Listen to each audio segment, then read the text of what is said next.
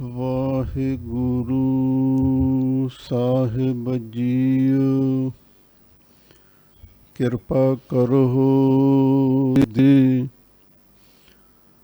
ਮੇਰਾ ਗੁਣ ਅਵਗਾਣ ਨਾ ਵਿਚਾਰਹੁ ਕੋਈ।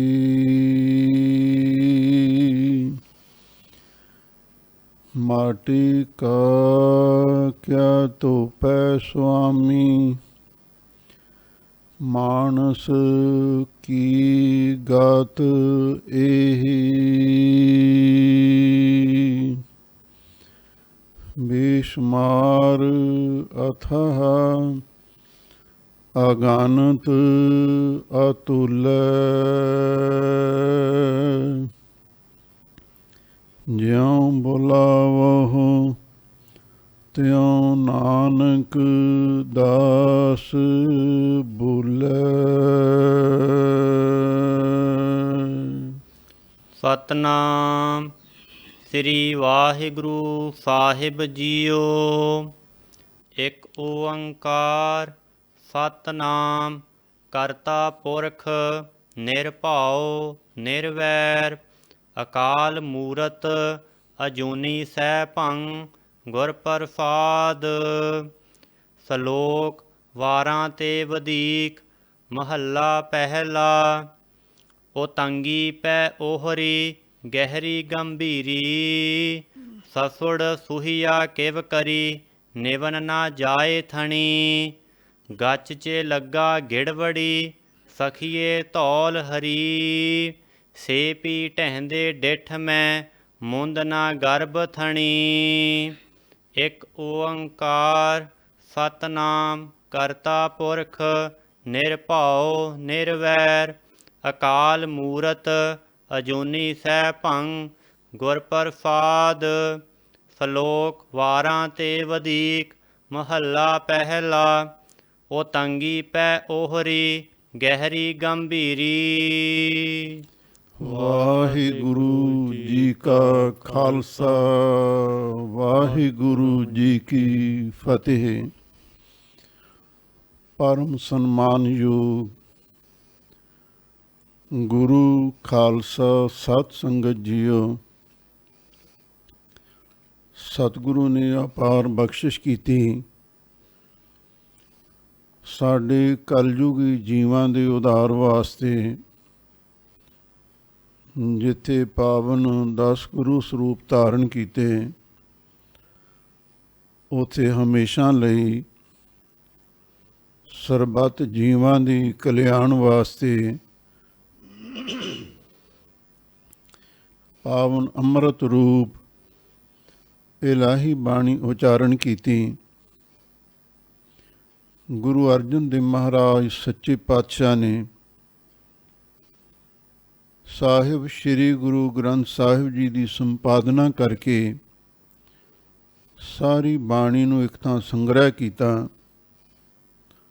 ਹਾਜ਼ੂਰ ਜਦੋਂ ਆਦਿ ਸ੍ਰੀ ਗੁਰੂ ਗ੍ਰੰਥ ਸਾਹਿਬ ਜੀ ਦੀ ਬੀੜ ਤਿਆਰ ਕਰਵਾ ਰਹੇ ਸਨ,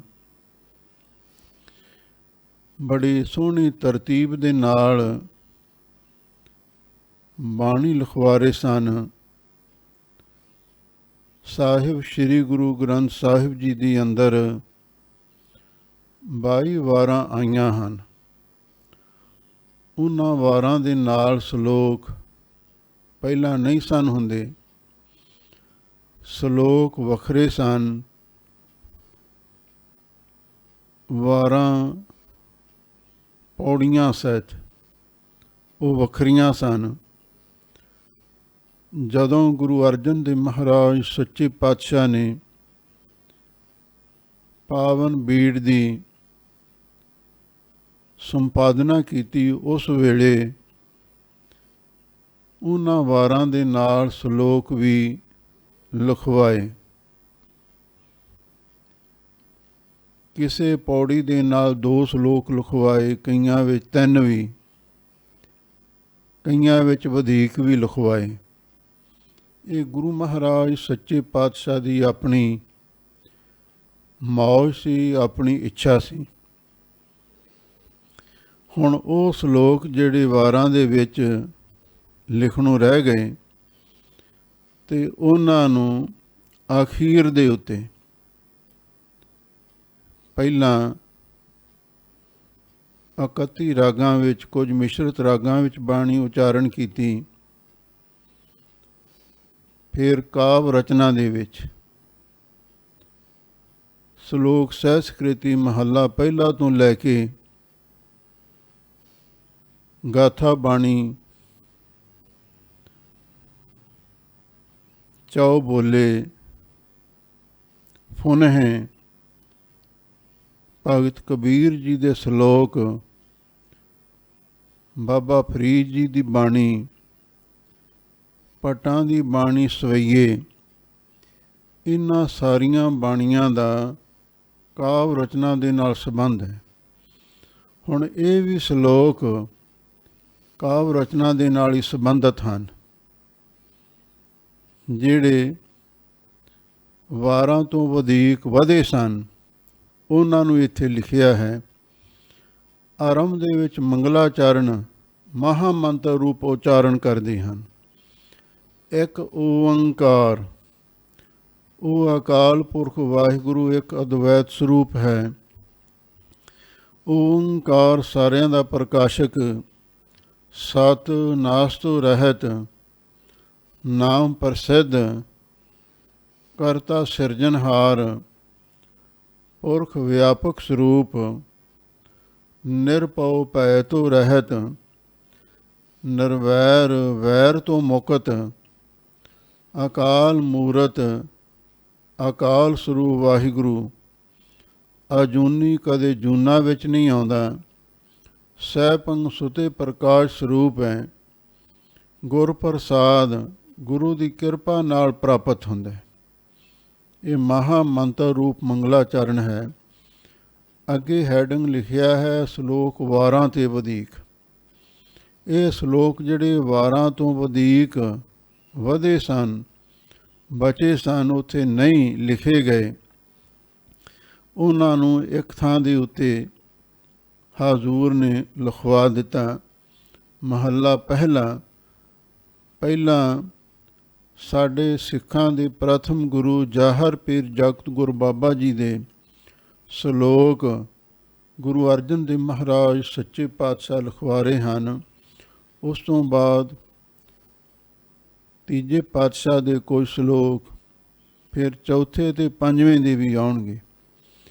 ਤਰਤੀਬ ਦੇ ਨਾਲ ਇਹ ਸਾਰੇ ਸ਼ਲੋਕ ਹਾਜ਼ੂਰ ਨੇ ਲਿਖਵਾਏ। ਹੁਣ ਅੱਗੇ ਜਿਹੜੀ ਬਾਣੀ ਆਰੰਭ ਹੋ ਰਹੀ ਹੈ, ਇਸ ਦੀ ਉਥਾਨਕਾ ਸੰਪਰਦਾਇ ਭਿੰਡਰਾਂ ਨਵੀਂ ਟਕਸਾਲ ਦੇ ਮਹਾਂਪੁਰਖ ਵਿਦਿਆਰਥੀਆਂ ਨੂੰ, ਸੰਗਤਾਂ ਨੂੰ ਇਸ ਤਰ੍ਹਾਂ ਸਰਵਣ ਕਰਵਾਉਂਦੇ ਸਨ। ਧੰਨ ਗੁਰੂ ਨਾਨਕ ਦੇਵ ਮਹਾਰਾਜ ਸੱਚੇ ਪਾਤਸ਼ਾਹ ਆਪ ਨਾਰਾਇਣ ਕਲਾ ਤਾਰ ਜਗ ਮੈਂ ਪਰਵਰਿਓ, ਨਿਰੰਕਾਰ ਆਕਾਰ ਜੋਤ ਜਗ ਮੰਡਲ ਕਰਿਓ। ਸੰਗਲਾਦੀਪ ਦੇ ਵਿੱਚ ਗਏ, ਸ਼ਿਵਨਾਭ ਰਾਜੇ ਨੂੰ ਨਿਹਾਲ ਕੀਤਾ। ਜਦੋਂ ਸ਼ਿਵਨਾਭ ਰਾਜਾ ਚੜ੍ਹਾਈ ਕਰ ਗਿਆ, ਉਸ ਤੋਂ ਬਾਅਦ ਉਹਦਾ ਪੁੱਤਰ ਰਾਜ ਸਿੰਘ, ਉਸ ਦਾ ਨਾਮ ਮਹਾਂਪੁਰਖਾਂ ਨੇ ਦੱਸਿਆ, ਉਹ ਸ਼ਿਵਨਾਭ ਰਾਜੇ ਦੇ ਤਖ਼ਤ 'ਤੇ ਬੈਠਾ। ਸ਼ਿਵਨਾਭ ਰਾਜੇ ਦੀ ਰਾਣੀ, ਉਸ ਦਾ ਨਾਮ ਸੀ ਚੰਦਰਕਲਾ, ਤੇ ਜਿਹੜੀ ਰਾਜ ਸਿੰਘ ਦੀ ਰਾਣੀ ਸੀ, ਉਹਨੂੰ ਨਾਲ ਲੈ ਕੇ ਚੰਦਰਕਲਾ ਸ਼ਿਵਨਾਭ ਰਾਜੇ ਦੀ ਰਾਣੀ ਤੇ ਨਾਲ ਹੀ ਆਪਣੇ ਪੁੱਤਰ ਨੂੰ ਗੁਰੂ ਨਾਨਕ ਸਾਹਿਬ ਜੀ ਦੇ ਦਰਸ਼ਨ ਕਰਨ ਵਾਸਤੇ ਆਈ। ਇਸ ਉਥਾਨਕਾ ਤੋਂ ਇਹ ਵੀ ਪਤਾ ਲੱਗਦਾ ਹੈ, ਗੁਰੂ ਮਹਾਰਾਜ ਸੱਚੇ ਪਾਤਸ਼ਾਹ ਸ਼ਿਵਨਾਭ ਰਾਜੇ ਦੇ ਅੰਤਮ ਸਮੇਂ ਸੰਗਲਾਦੀਪ ਦੇ ਵਿੱਚ ਦੁਬਾਰਾ ਗਏ ਸਨ। ਉਸ ਵੇਲੇ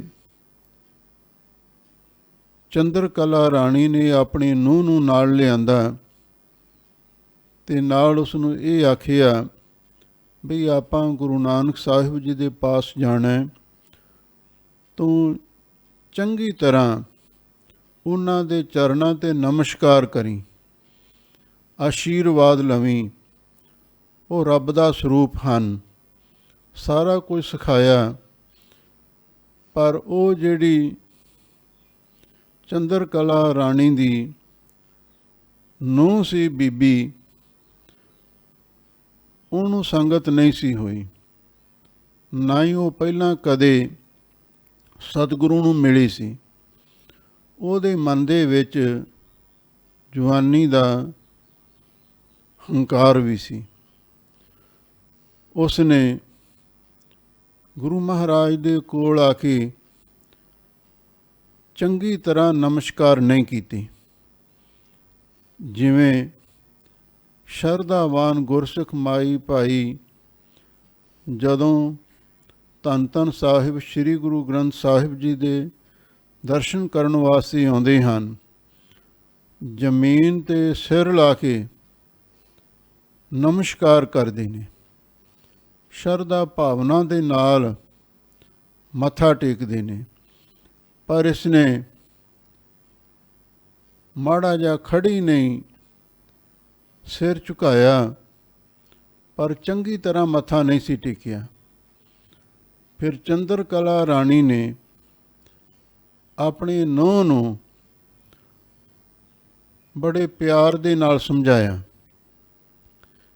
ਫਿਰ ਉਸ ਨੇ ਵੀ ਕੁਝ ਸਵਾਲ ਕੀਤੇ ਜੋ ਰਾਣੀ ਚੰਦਰ ਕਲਾ ਅਤੇ ਉਹਦੀ ਨੂੰਹ ਰਾਜ ਸਿੰਘ ਦੀ ਰਾਣੀ,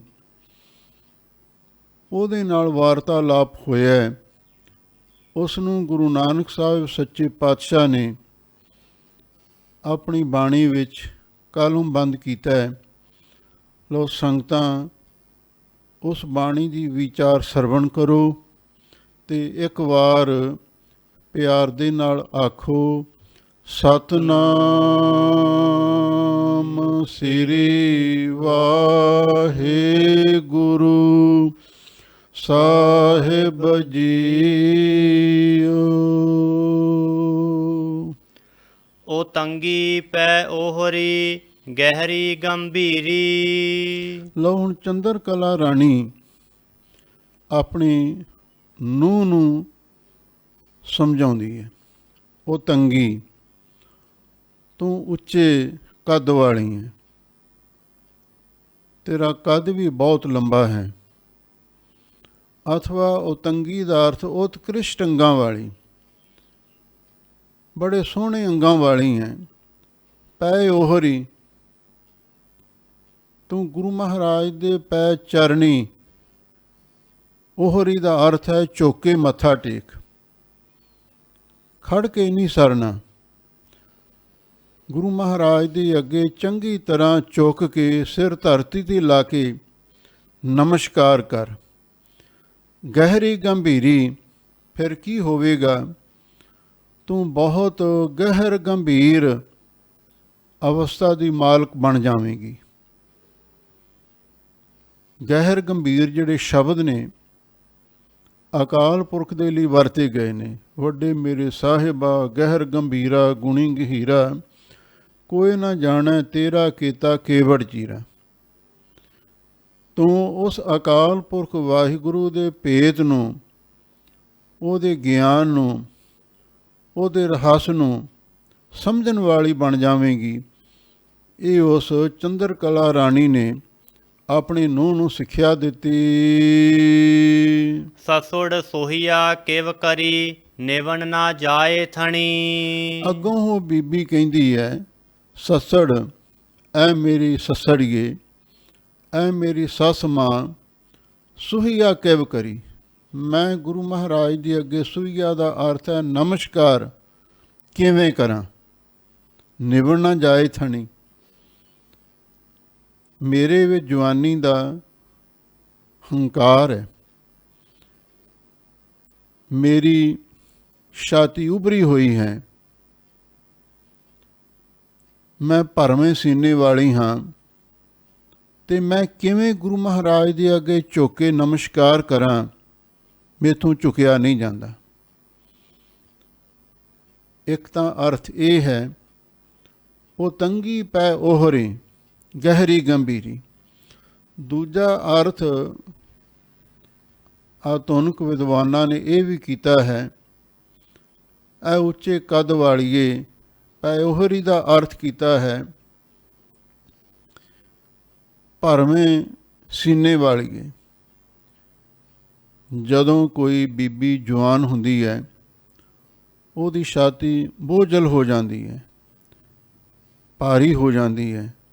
ਉਹਦੇ ਲਈ ਪੈ ਓਹਰੀ ਸ਼ਬਦ ਵਰਤਿਆ ਗਿਆ ਹੈ। ਇਹ ਸ਼ਾਸਤਰੀ ਭਾਸ਼ਾ ਦਾ ਸ਼ਬਦ ਹੈ। ਤੂੰ ਉੱਚੇ ਕੱਦ ਵਾਲੀ ਹੈ, ਤੇਰੀ ਛਾਤੀ ਵੀ ਬੜੀ ਭਰਵੀਂ ਹੈ। ਗਹਿਰੀ ਗੰਭੀਰੀ, ਤੂੰ ਹੰਕਾਰ ਦੇ ਵਿੱਚ ਮਸਤ ਹੋਈ, ਹੰਕਾਰ ਦੇ ਵਿੱਚ ਤੂੰ ਪਾਗਲ ਹੋਈ, ਆਪਣੀ ਮਰਜ਼ੀ ਦੇ ਨਾਲ ਹੀ ਇੱਧਰ ਉੱਧਰ ਮਸਤ ਚਾਲ ਚੱਲਦੀ ਫਿਰਦੀ ਹੈ, ਪਰ ਇਹ ਤੇਰੇ ਵਾਸਤੇ ਚੰਗਾ ਨਹੀਂ ਹੈ। ਸੱਸੜ ਸੁਹੀਆ ਕਿਵ ਕਰੀ, ਉਹ ਅੱਗੋਂ ਕਹਿੰਦੀ ਹੈ, ਸੱਸ ਮਾਂ ਮੈਂ ਕਿਵੇਂ ਗੁਰੂ ਮਹਾਰਾਜ ਦੇ ਚਰਨਾਂ 'ਤੇ ਨਮਸਕਾਰ ਕਰਾਂ, ਨਿਵੜ ਨਾ ਜਾਏ ਥਣੀ, ਮੇਰੀ ਛਾਤੀ ਬਹੁਤ ਬੋਝਲ ਹੈ, ਮੈਂ ਭਰਵੇਂ ਸੀਨੇ ਵਾਲੀ ਹਾਂ, ਇਸ ਛਾਤੀ ਦੇ ਭਾਰ ਦੇ ਕਾਰਨ ਮੈਥੋਂ ਝੁਕਿਆ ਨਹੀਂ ਜਾਂਦਾ, ਮੈਂ ਸਤਿਗੁਰੂ ਅੱਗੇ ਨਮਸਕਾਰ ਨਹੀਂ ਕਰ ਸਕਦੀ। ਗੱਚ ਜੇ ਲੱਗਾ ਗਿੜਵੜੀ ਸਖੀਏ ਧੌਲ ਹਰੀ। ਅੱਗੋਂ ਚੰਦਰ ਕਲਾ ਰਾਣੀ ਕਹਿੰਦੀ ਹੈ, ਐ ਬੀਬੀ, ਐ ਬੇਟੀ, ਗੱਚ ਜੇ ਲੱਗਾ ਗਿੜ ਵੜੀ। ਗਿੜ ਦਾ ਅਰਥ ਹੈ ਪਹਾੜ, ਵੜੀ ਦਾ ਅਰਥ ਹੈ ਪਹਾੜ ਜਿੱਡੀ। ਗੱਚ ਜੇ ਲੱਗਾ ਗਿੜ ਵੜੀ, ਉਹ ਇਮਾਰਤਾਂ, ਗੱਚ ਦਾ ਅਰਥ ਹੈ ਜਿਨ੍ਹਾਂ ਨੂੰ ਚੂਨੇ ਦਾ ਪਲਸਤਰ ਲੱਗਿਆ ਹੋਇਆ ਸੀ, ਅਤੇ ਗਿੜ ਵੜੀ ਪਹਾੜਾਂ ਵਰਗੀਆਂ ਉੱਚੀਆਂ ਇਮਾਰਤਾਂ ਸਨ। ਸਖੀਏ ਧੌਲ ਹਰੀ, ਐ ਸਖੀਏ ਬੜੇ ਬੜੇ ਧੌਲਰ ਮਹਿਲ ਅਟਾਰੀਆਂ ਕਈ ਕਈ ਮੰਜ਼ਲਾਂ ਵਾਲੀਆਂ ਪਹਾੜਾਂ ਵਰਗੀਆਂ ਬਣੀਆਂ ਹੋਈਆਂ ਸਨ। ਸੇਪੀ ਟਹਿੰਦੇ ਡਿੱਠ ਮੈਂ ਮੁੰਦ ਨਾ ਗਰਭ ਥਣੀ। ਐ ਸਖੀਏ ਸੇਪੀ ਟਹਿੰਦੇ ਡਿੱਠ ਮੈਂ, ਜਿਹੜੇ ਪਹਾੜਾਂ ਵਰਗੇ ਸਨ ਬੜੇ ਬੜੇ ਧੌਲਰ, ਮੈਂ ਉਹ ਵੀ ਢਹਿੰਦੇ ਹੋਏ ਦੇਖੇ ਨੇ।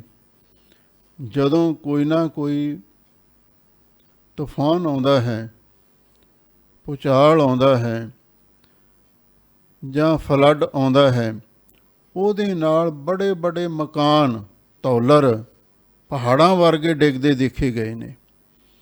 ਇਸ ਲਈ ਹੰਕਾਰ ਨਾ ਕਰ, ਮੁੰਦ ਨਾ ਗਰਭ ਥਣੀ, ਤੂੰ ਆਪਣੀ ਭਰਵੀਂ ਛਾਤੀ ਦਾ, ਚੌੜੇ ਸੀਨੇ ਦਾ, ਬੋਝਲ ਛਾਤੀ ਦਾ ਹੰਕਾਰ ਨਾ ਕਰ।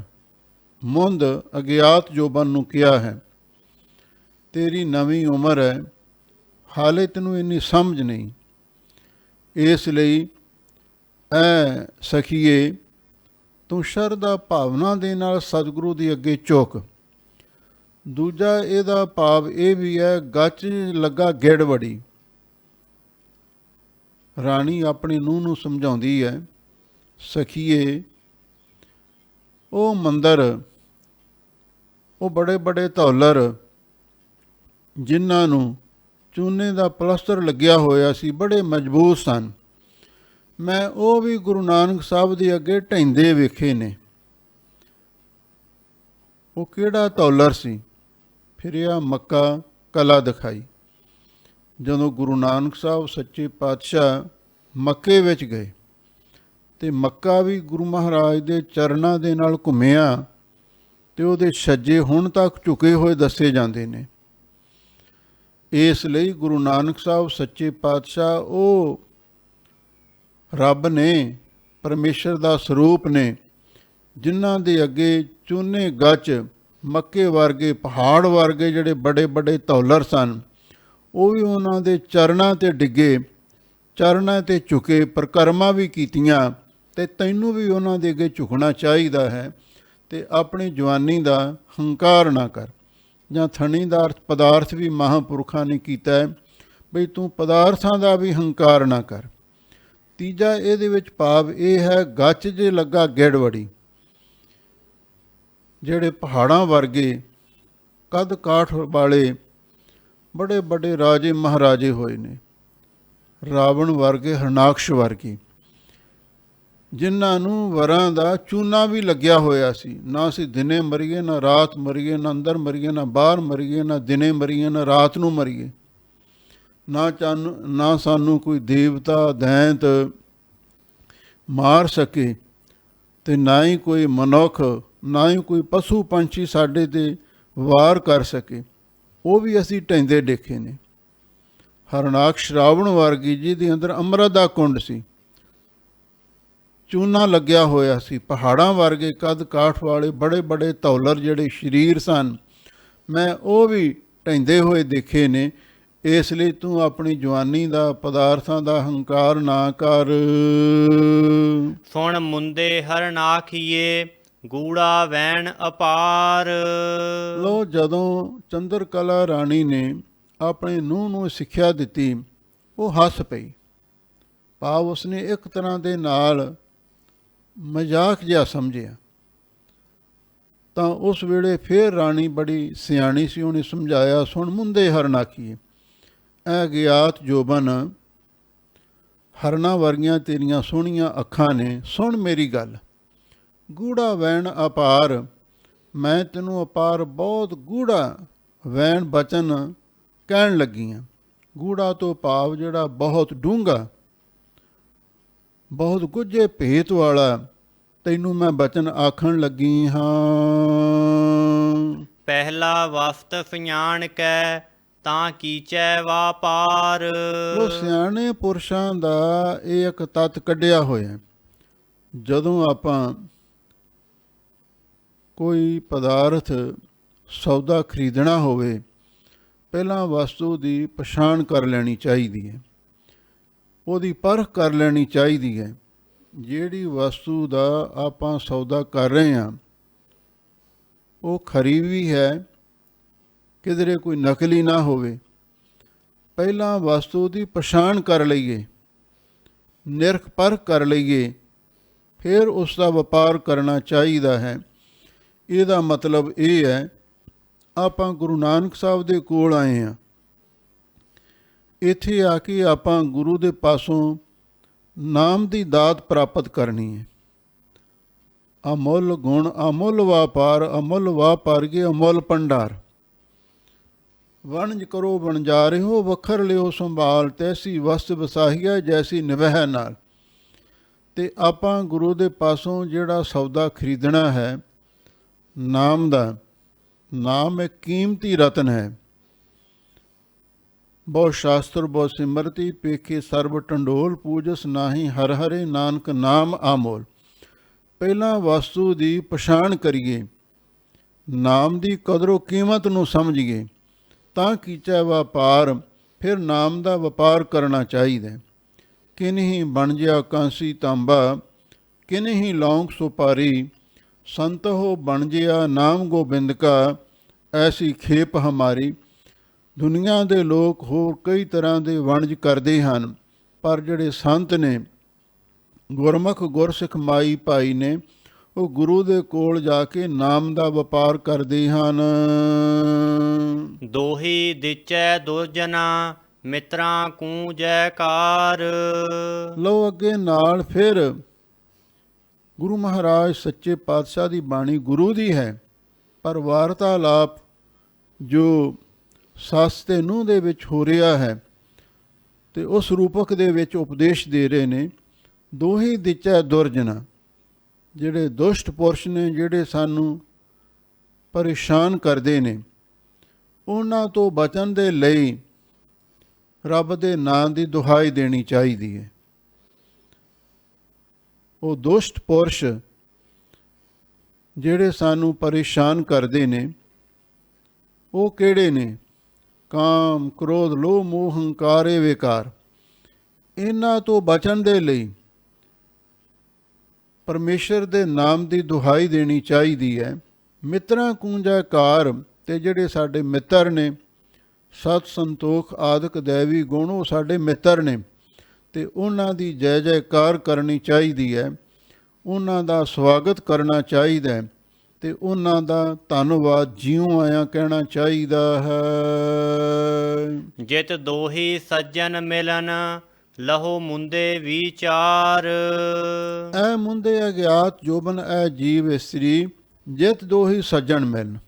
ਜਿਸ ਰੱਬ ਦੇ ਨਾਂ ਦੀ ਦੁਹਾਈ ਦੇਣ ਦੇ ਨਾਲ ਸਾਨੂੰ ਸੱਜਣ ਸਾਡੇ ਸਾਥੀ ਸਤਿਗੁਰੂ ਮਿਲ ਜਾਣ, ਲਹੋ ਮੁੰਦੇ ਵਿਚਾਰ, ਐ ਮੁੰਦੇ ਅਗਿਆਤ ਜੋਬਨ, ਐ ਸਾਡੀ ਜਿੰਦੇ ਉਸ ਵਿਚਾਰ ਨੂੰ ਲਹੋ ਗ੍ਰਹਿਣ ਕਰਨਾ ਚਾਹੀਦਾ ਹੈ।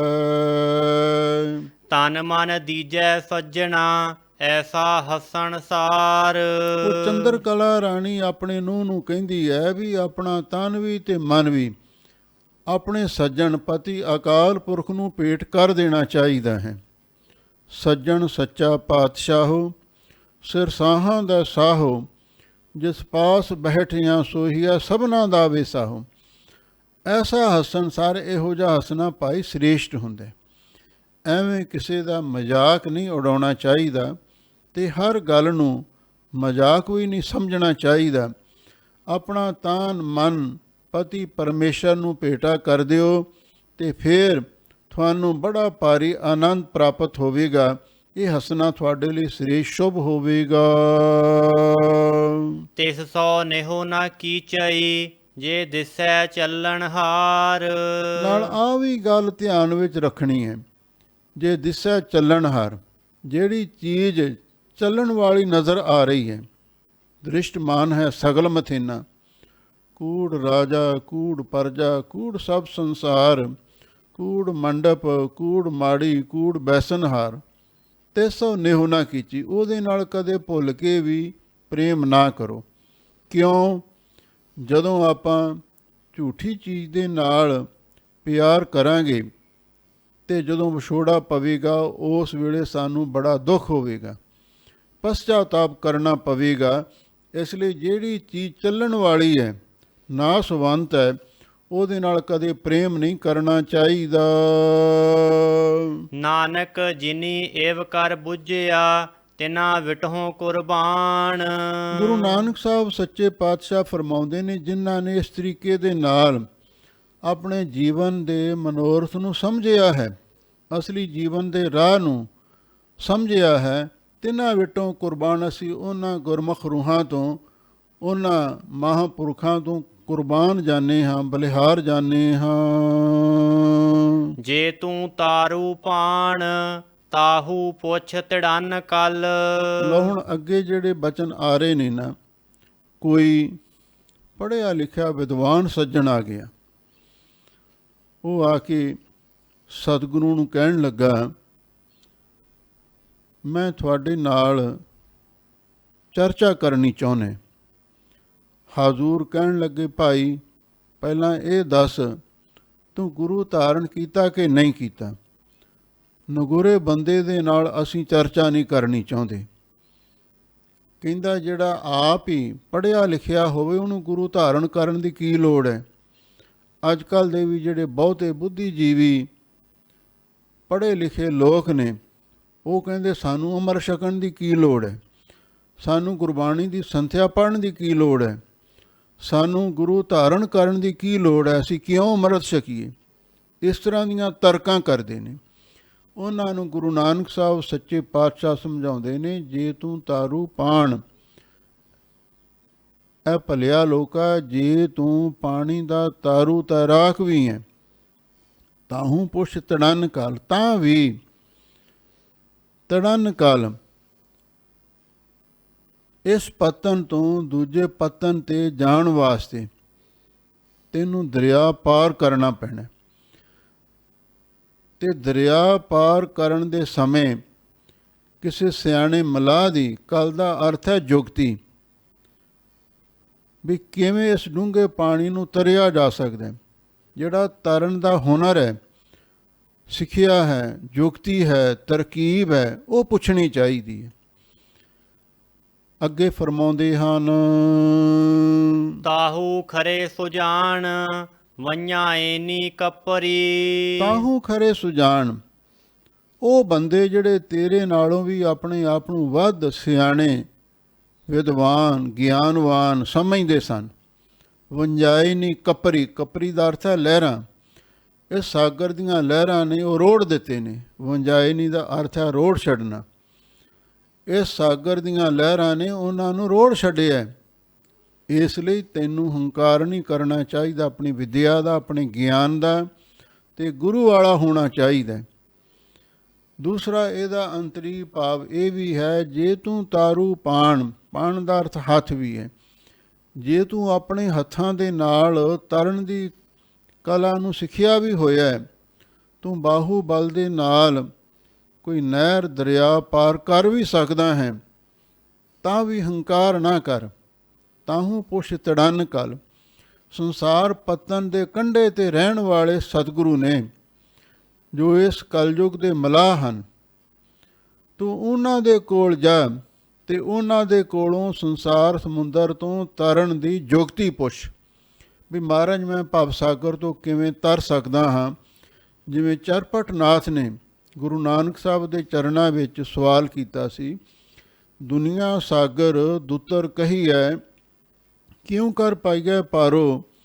ਚਰਪਟ ਬੋਲੇ ਅਵਧੂ ਨਾਨਕ ਦਿਓ ਸੱਚਾ ਵਿਚਾਰੋ। ਅਤੇ ਗੁਰੂ ਮਹਾਰਾਜ ਨੇ ਇਹਦਾ ਫਿਰ ਜਵਾਬ ਕੀ ਦਿੱਤਾ, ਜੈਸੇ ਜਲ ਮੈਂ ਕਵਲ ਨਰਾਲਮ ਮੁਰਗਾਈ ਨੈ ਸਾਣੇ, ਸੁਰਤ ਸ਼ਬਦ ਭਵ ਸਾਗਰ ਤਰੀਐ ਨਾਨਕ ਨਾਮ ਵਖਾਣੇ।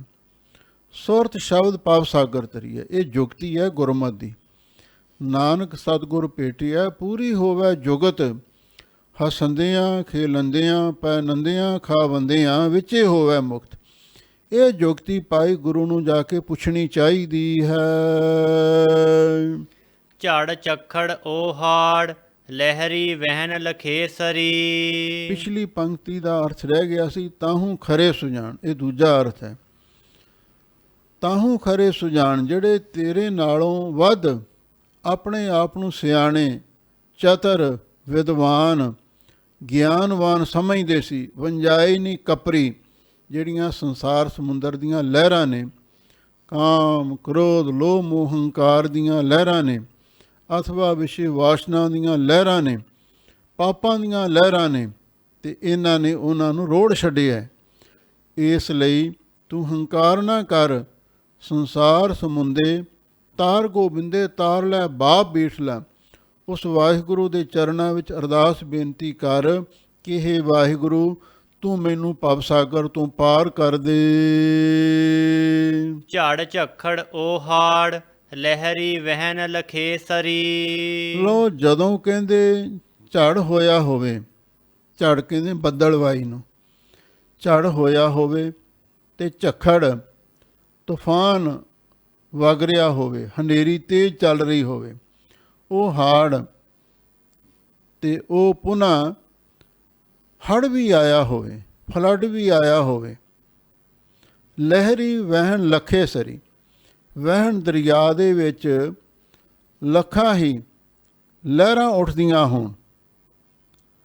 ਇਹੋ ਜਿਹੇ ਮਾਹੌਲ ਦੇ ਵਿੱਚ ਕਿਸੇ ਜਹਾਜ਼ ਨੂੰ ਪਤਨ 'ਤੇ ਲਾਉਣਾ ਬਹੁਤ ਔਖਾ ਹੁੰਦਾ। ਝੜ ਹੋਇਆ ਹੋਵੇ, ਝੱਖੜ ਝੁੱਲਦਾ ਹੋਵੇ, ਪਾਣੀ ਦੇ ਵਿੱਚ ਹੜ੍ਹ ਆਇਆ ਹੋਵੇ, ਦਰਿਆ ਵਿੱਚ ਲੱਖਾਂ ਲਹਿਰਾਂ ਉੱਠ ਰਹੀਆਂ ਹੋਵਣ, ਅਤੇ ਫਿਰ ਉਸ ਵੇਲੇ ਆਪਣੇ ਜੀਵਨ ਦੇ ਬੇੜੇ ਨੂੰ ਕਿਵੇਂ ਪਾਰ ਲਾਇਆ ਜਾ ਸਕਦਾ ਹੈ। ਸਤਿਗੁਰ ਸਿਉ ਆ ਲਾਏ ਬੇੜੇ ਡੁੱਬਣ ਨਾਹੇ ਭਉ। ਇਹੋ ਜਿਹੇ ਮੌਕੇ 'ਤੇ ਭਾਈ ਸਤਿਗੁਰੂ ਦੀ ਸ਼ਰਨ ਲੈਣੀ ਚਾਹੀਦੀ ਹੈ। ਸਤਿਗੁਰ ਸਿਉ ਆ ਲਾਏ, ਸਤਿਗੁਰੂ ਦੇ ਪਾਸ ਜਾ ਕੇ ਆ ਲਾਏ ਬੇਨਤੀ ਕਰੋ, ਹੇ ਸਤਿਗੁਰੂ, ਅਸੀਂ ਤੁਹਾਡੀ ਸ਼ਰਨ ਵਿੱਚ ਆਏ ਹਾਂ, ਤੁਸੀਂ ਸਾਡੀ ਬਾਂਹ ਫੜੋ। ਬੇੜੇ ਡੁੱਬਣ ਨਾਹੇ ਪਾਓ। ਜਦੋਂ ਆਪਾਂ ਸਤਿਗੁਰੂ ਦੀ ਓਟ ਲੈ ਲਈ ਅਤੇ ਸਤਿਗੁਰੂ ਨੇ ਸਾਡੀ ਬਾਂਹ ਫੜ ਲਈ, ਫਿਰ ਸਾਡੇ ਜੀਵਨ ਦੇ ਬੇੜੇ ਦੇ ਡੁੱਬਣ ਦਾ ਕੋਈ ਡਰ ਨਹੀਂ ਰਹਿ ਜਾਵੇਗਾ। ਗੁਰੂ ਦੀ ਓਟ ਲੈ ਕੇ ਅਸੀਂ ਆਪਣੇ ਜੀਵਨ ਦੇ ਬੇੜੇ ਨੂੰ ਡੁੱਬਣ ਤੋਂ ਬਚਾ ਸਕਦੇ ਹਾਂ। ਅੰਤਰੀ ਵਾਰਥ ਝੜ ਝੱਖੜ ਉਹ ਹੜ। ਝੜ ਤੋਂ ਭਾਵ ਹੈ ਮੋਹ ਦਾ ਝੜ, ਤੇ ਝੱਖੜ ਲੋਭ ਦਾ ਝੱਖੜ ਵਗ ਰਿਹਾ। ਉਹ ਹਾੜ ਕਾਮ ਵਾਸ਼ਨਾ ਦਾ ਹੜ ਆਇਆ ਹੋਇਆ ਹੈ। ਇਹੋ ਜਿਹੇ ਹਾਲਾਤ ਵਿੱਚ ਲਹਿਰੀ ਵਹਿਣ ਲੱਖੇ ਸਰੀ। ਸਾਡੇ ਦਿਲ ਦਰਿਆ ਦੇ ਵਿੱਚ ਲੱਖਾਂ ਹੀ ਲਹਿਰਾਂ ਉੱਠ ਰਹੀਆਂ ਹੁੰਦੀਆਂ ਨੇ। ਸਰੀ ਦਾ ਅਰਥ ਸਰੋਵਰ ਵੀ ਹੈ, ਸਰੀ ਦਾ ਅਰਥ ਸਮੁੰਦਰ ਵੀ ਹੈ। ਸਮੁੰਦਰ ਦੇ ਵਹਿਣ ਦੇ ਵਿੱਚ ਲੱਖਾਂ ਲਹਿਰਾਂ ਉੱਠਦੀਆਂ ਨੇ, ਭਾਵ ਸਾਡੇ ਦਿਲ ਦਰਿਆ ਦੇ ਅੰਦਰ ਕਈ ਤਰ੍ਹਾਂ ਦੀਆਂ ਵਾਸ਼ਨਾਵਾਂ, ਕਈ ਤਰ੍ਹਾਂ ਦੇ ਤਰੰਗ ਉੱਠਦੇ ਹਨ। ਸਤਿਗੁਰ ਸਿਉਆਂ ਲਾਏ। ਉਸ ਵੇਲੇ ਭਾਈ ਗੁਰਸਿੱਖ ਨੂੰ ਇੱਕ ਮਨ ਇੱਕ ਚਿੱਤ ਹੋ ਕੇ ਸਤਿਗੁਰੂ ਦੇ ਨਾਲ ਜੁੜ ਕੇ ਅਰਦਾਸ ਬੇਨਤੀ ਕਰਨੀ ਚਾਹੀਦੀ ਹੈ, ਸੱਚੇ ਪਾਤਸ਼ਾਹ ਹੁਣ ਮੈਂ ਆਪਣੇ ਜੀਵਨ ਦੇ ਬੇੜੇ ਨੂੰ ਠੱਲ ਨਹੀਂ ਸਕਦਾ। ਭਾਈ ਜੋਗਾ ਸਿੰਘ ਵਾਂਗ ਮੈਂ ਰੁੜ ਜਾਵਾਂਗਾ। ਇਹਨਾਂ ਲਹਿਰਾਂ ਨੇ ਬਹੁਤ ਪਹਿਲਾਂ ਵੀ ਰੋੜ ਛੱਡੇ ਨੇ, ਤੇ ਤੁਸੀਂ ਕਿਰਪਾ ਕਰੋ ਮੈਨੂੰ ਬਚਾਓ। ਤੇ ਜਦੋਂ ਭਾਈ ਸਤਿਗੁਰੂ ਬਾਂਹ ਫੜ ਲੈਂਦੇ ਨੇ, ਬੇੜੇ ਡੁੱਬਣ ਨਾਹੇ ਪਾਓ। ਫਿਰ ਬੇੜੇ ਡੁੱਬਣ ਦਾ ਕੋਈ ਡਰ ਨਹੀਂ ਰਹਿ ਜਾਂਦਾ। ਸਾਡੇ ਜੀਵਨ ਦਾ ਬੇੜਾ ਇਹੋ ਜਿਹੇ ਖਤਰਨਾਕ ਮਾਹੌਲ ਦੇ ਵਿੱਚੋਂ ਵੀ ਪਾਰ ਲੰਘ ਜਾਂਦਾ ਹੈ। ਨਾਨਕ ਦੁਨੀਆ ਕੈਸੀ ਹੋਈ। ਲਓ ਹੁਣ ਅੱਗੇ ਜਿਹੜਾ ਸ਼ਲੋਕ ਆ ਰਿਹਾ ਹੈ, ਕੋਈ ਆਦਮੀ ਚੜ੍ਹਾਈ ਕਰ ਗਿਆ। ਜਿਹੜੇ ਉਸ ਦੇ ਪਰਿਵਾਰ ਦੇ ਮੈਂਬਰ ਸਨ, ਰਿਸ਼ਤੇਦਾਰ ਸਨ, ਉਹਦਾ ਅੰਤਮ ਸੰਸਕਾਰ ਕਰਨਾ ਸੀ। ਸ਼ਮਸ਼ਾਨ ਘਾਟ ਦੇ ਵਿੱਚ ਲਿਜਾ ਕੇ ਉਹਦਾ ਸਰੀਰ ਅਗਨ ਭੇਟ ਕਰਨਾ ਸੀ। ਕੋਈ ਉਸ ਪਾਸੇ ਵੀ ਤੁਰਨ ਨੂੰ ਤਿਆਰ ਨਾ ਹੋਵੇ। ਮਾਇਆ ਵਾਸਤੇ ਲੜੀ ਜਾਣ, ਜਾਇਦਾਦ ਪਿੱਛੇ ਲੜੀ ਜਾਣ। ਹੁਣ ਵੀ ਤਾਂ ਇਹੀ ਕੁਛ ਹੀ ਹੁੰਦਾ ਦੁਨੀਆ ਦੇ ਵਿੱਚ। ਮਰਨ ਵਾਲਾ ਮਰ ਜਾਂਦਾ ਹੈ, ਫਿਰ ਉਹਦੀ ਮਾਇਆ ਨੂੰ, ਜਾਇਦਾਦ ਨੂੰ ਸਾਰੇ ਰੋਂਦੇ ਨੇ, ਰੌਲਾ ਪਾ ਲੈਂਦੇ ਨੇ। ਲਓ ਸਤਿਗੁਰੂ ਉਹਨਾਂ ਲੋਕਾਂ ਨੂੰ ਸਿੱਖਿਆ ਦਿੰਦੇ ਨੇ, ਨਾਨਕ ਦੁਨੀਆ ਕੈਸੀ ਹੋਈ। ਉਹ ਦੁਨੀਆ ਕਿਹੋ ਜਿਹੀ ਬਣ ਗਈ ਹੈ, ਇਹਨਾਂ ਨੂੰ ਰੱਬ ਭੁੱਲ ਚੁੱਕਿਆ ਹੈ। ਇਹ ਸਾਰੀ ਦੁਨੀਆ ਇੰਨੀ ਬੇਪਰਵਾਹ ਹੋ ਚੁੱਕੀ ਹੈ। ਸਾਲਕ ਮਿੱਤ ਨਾ ਰਹਿਓ ਕੋਈ। ਸਾਲਕ ਦਾ ਅਰਥ ਹੈ ਸ੍ਰੇਸ਼ਟ ਮਿੱਤਰ, ਜਾਂ ਸਾਲਕ ਦਾ ਅਰਥ ਹੈ ਗਿਆਨਵਾਨ। ਸਿਆਣਾ ਮਿੱਤਰ ਕੋਈ ਵੀ ਨਹੀਂ ਰਿਹਾ। ਭਾਵ ਮਾਇਆ ਨੇ ਸਾਰੇ ਕੰਵਲੇ ਕਰ ਦਿੱਤੇ ਨੇ, ਤੇ ਮਾਇਆ ਦੇ ਮੋਹ ਤੋਂ ਬਚਿਆ ਹੋਇਆ ਸ੍ਰੇਸ਼ਟ ਮਿੱਤਰ ਕੋਈ ਨਹੀਂ ਰਿਹਾ, ਕੋਈ ਨਜ਼ਰ ਨਹੀਂ ਆ ਰਿਹਾ। ਭਾਈ ਬੰਦੀ ਹੇਤ ਚੁਕਾਇਆ। ਜਿੰਨੇ ਸਕੇ ਭਰਾ ਸਨ ਤੇ ਬੰਦੀ ਰਿਸ਼ਤੇਦਾਰ ਸਨ, ਤੇ ਉਹਨਾਂ ਨੇ ਵੀ ਆਪਣਾ ਹੇਤ ਮੋਹ ਚੁਕਾ ਦਿੱਤਾ। ਉਹਨਾਂ ਨੇ ਵੀ ਮੋਹ ਭੰਗ ਕਰ ਦਿੱਤਾ। ਦੁਨੀਆ ਕਾਰਨ ਦੀਨ ਗਵਾਇਆ।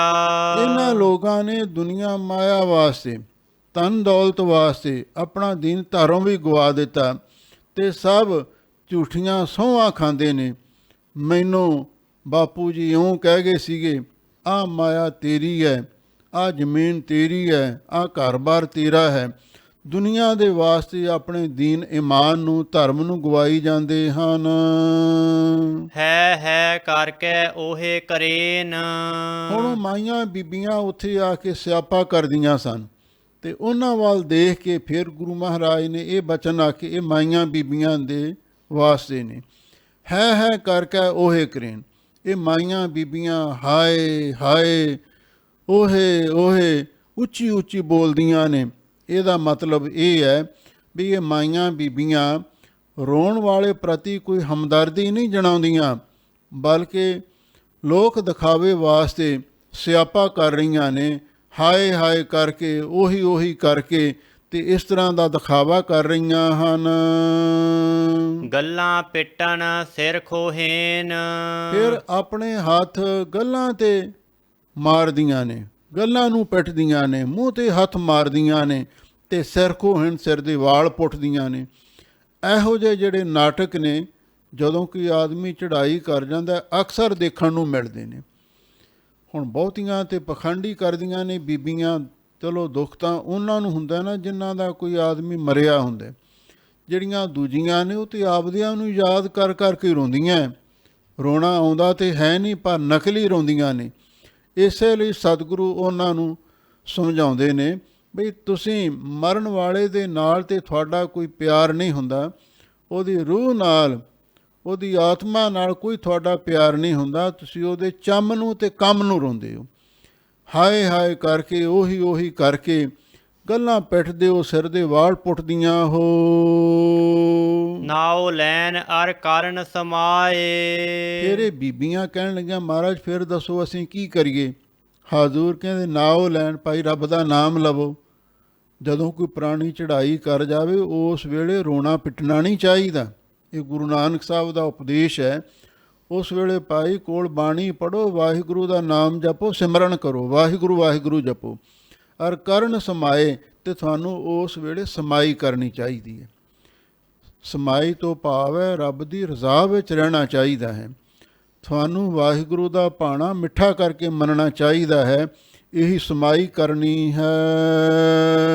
ਨਾਨਕ ਤਿਨ ਬਲਿਹਾਰੈ ਜਾਏ। ਲਓ ਗੁਰੂ ਨਾਨਕ ਸਾਹਿਬ ਸੱਚੇ ਪਾਤਸ਼ਾਹ ਕਹਿੰਦੇ ਨੇ ਭਾਈ ਅਸੀਂ ਉਹਨਾਂ ਤੋਂ ਬਲਿਹਾਰ ਜਾਣੇ, ਕੁਰਬਾਨ ਜਾਣੇ ਹਾਂ। ਰੇ ਮਨ ਡੀਗ ਨਾ ਡੋਲੀਐ, ਸੀਧੈ ਮਾਰਗ ਧਾਓ। ਲੋ ਕਈ ਵਾਰੀ ਅਜਿਹਾ ਹੁੰਦਾ ਹੈ, ਜਦੋਂ ਅਸੀਂ ਧਰਮ ਦੇ ਰਸਤੇ ਤੇ ਚੱਲਦੇ ਹਾਂ, ਸ਼ੈਤਾਨ ਆ ਕੇ ਸਾਡੇ ਰਸਤੇ ਵਿੱਚ ਰੋੜਾ ਬਣ ਜਾਂਦਾ।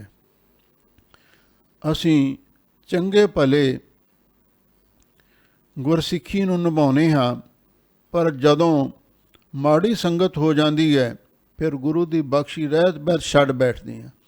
ਸਾਡਾ ਮਨ ਡੋਲ ਜਾਂਦਾ, ਅਸੀਂ ਪਤਿਤ ਹੋ ਜਾਂਦੇ ਹਾਂ।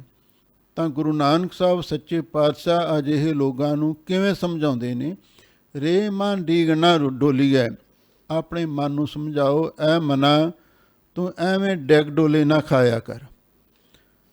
ਡੋਲਦਾ ਹੈ ਮਨ ਤੇ ਡਿੱਗਦਾ ਹੈ ਤਨ। ਵਿਸ਼ਿਆਂ ਵਿਕਾਰਾਂ ਨੂੰ ਦੇਖ ਕੇ ਸਾਡਾ ਮਨ ਡੋਲ ਜਾਂਦਾ ਹੈ, ਫਿਰ ਸਾਡਾ ਮਨ ਡਿੱਗ ਪੈਂਦਾ, ਡੁੱਲ ਜਾਂਦਾ। ਇਸੇ ਲਈ ਹਜ਼ੂਰ ਕਹਿੰਦੇ ਨੇ ਆਪਣੇ ਮਨ ਨੂੰ ਸਮਝਾਓ ਕਿ ਐ ਮਨਾ ਤੂੰ ਜਿਹੜੇ ਆ ਵਿੰਗੇ ਟੇਢੇ ਰਸਤੇ ਨੇ, ਨਸ਼ਿਆਂ ਵਿਸ਼ਿਆਂ ਦੇ, ਕੁਸੰਗਤ ਦੇ ਰਸਤੇ ਨੇ, ਇਹਨਾਂ ਉੱਤੇ ਡੋਲਣਾ ਛੱਡ ਦੇ। ਇਹਨਾਂ ਨੂੰ ਵੇਖ ਕੇ ਡਿੱਗ ਡੋਲੇ ਨਾ ਖਾ। ਸਿੱਧਾ ਮਾਰਗ ਤਾਂ ਤੁਹਾਡੇ ਗੁਰੂ ਨੇ ਸਿੱਧਾ ਰਸਤਾ ਤੁਹਾਨੂੰ ਦੱਸਿਆ ਹੈ। ਧਰਮ ਦੀ ਕਿਰਤ ਕਰਨੀ, ਨਾਮ ਜਪਣਾ, ਵੰਡ ਛਕਣਾ, ਖੰਡੇ ਬਾਟੇ ਦਾ ਅੰਮ੍ਰਿਤ ਛਕੋ, ਬਾਣੀ ਤੇ ਬਾਣੀ ਦੀ ਰਹਿਤ ਨੂੰ ਅਪਣਾਓ, ਕਿਰਤਾ ਨੂੰ ਤਿਆਗੋ। ਇਹ ਸਿੱਧੇ ਰਸਤੇ ਚੱਲਣਾ ਸਿੱਖੋ, ਸਿੱਧੇ ਰਸਤੇ ਤੇ ਧਾਵਾ ਕਰੋ। ਪਾਸ਼ੈ ਬਾਗ ਡਰਾਵਣੋ, ਆਗੈ ਅਗਨ ਤਲਾਓ। ਵੇਖੋ ਜੇ ਤੁਸੀਂ ਰਸਤਾ, ਸਿੱਧਾ ਰਸਤਾ ਛੱਡ ਦਿੱਤਾ ਨਾ, ਪਾਸ਼ਾ ਬਾਗ ਡਰਾਵਣੋ, ਫਿਰ ਪਿੱਛੇ ਇੱਕ ਬੜਾ ਡਰਾਉਣਾ ਬਾਗ ਖਲੋਤਾ ਹੈ। ਉਹਨੇ ਤੁਹਾਨੂੰ ਛੱਡਣਾ ਨਹੀਂ, ਤੁਹਾਡਾ ਸ਼ਿਕਾਰ ਕਰਕੇ, ਪਾੜ ਕੇ, ਮਾਰ ਕੇ ਖਾ ਜਾਵੇਗਾ। ਤੇ ਅੱਗੇ ਕੀ ਹੈ? ਅਗਨ ਤਲਾਓ, ਅੱਗ ਦਾ ਤਲਾਅ ਹੈ। ਅੱਗ ਦੇ ਕੜਾਹਿਆਂ ਵਿੱਚ, ਅੱਗ ਦੇ ਤਲਾਅ ਵਿੱਚ ਸੁੱਟਿਆ ਜਾਵੇਗਾ।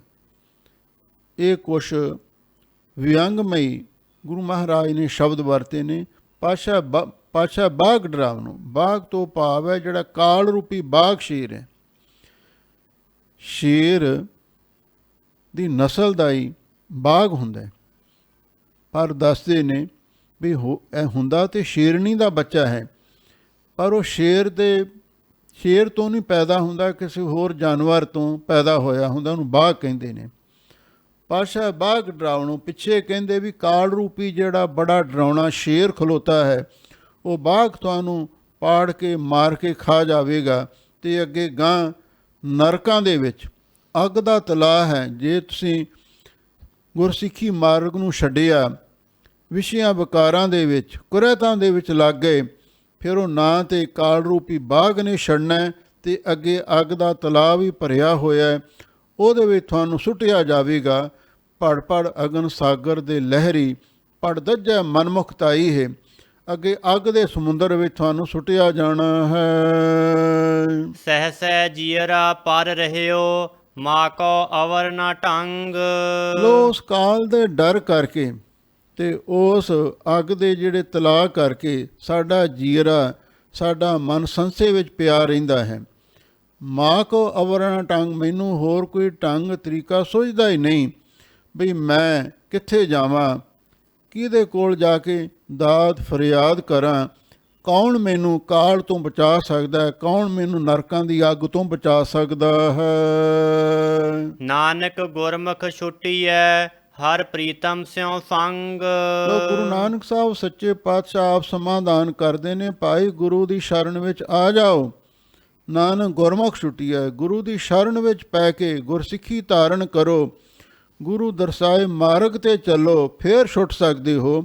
ਹਰ ਪ੍ਰੀਤਮ ਸਿਉ ਸੰਗ, ਜਦੋਂ ਤੁਹਾਡਾ ਉਸ ਪਿਆਰੇ ਪ੍ਰਭੂ ਦੇ ਨਾਲ ਸੰਗ ਸਾਥ ਬਣ ਗਿਆ, ਉਹਦੇ ਨਾਲ ਮਿਲਾਪ ਹੋ ਗਿਆ, ਫਿਰ ਤੁਹਾਨੂੰ ਨਾ ਤੇ ਕਾਲ ਰੂਪੀ ਬਾਘ ਹੀ ਡਰਾ ਸਕਦਾ ਹੈ ਤੇ ਨਾ ਹੀ ਅੱਗ ਦਾ ਤਲਾਅ ਤੁਹਾਨੂੰ ਸਾੜ ਸਕੇਗਾ।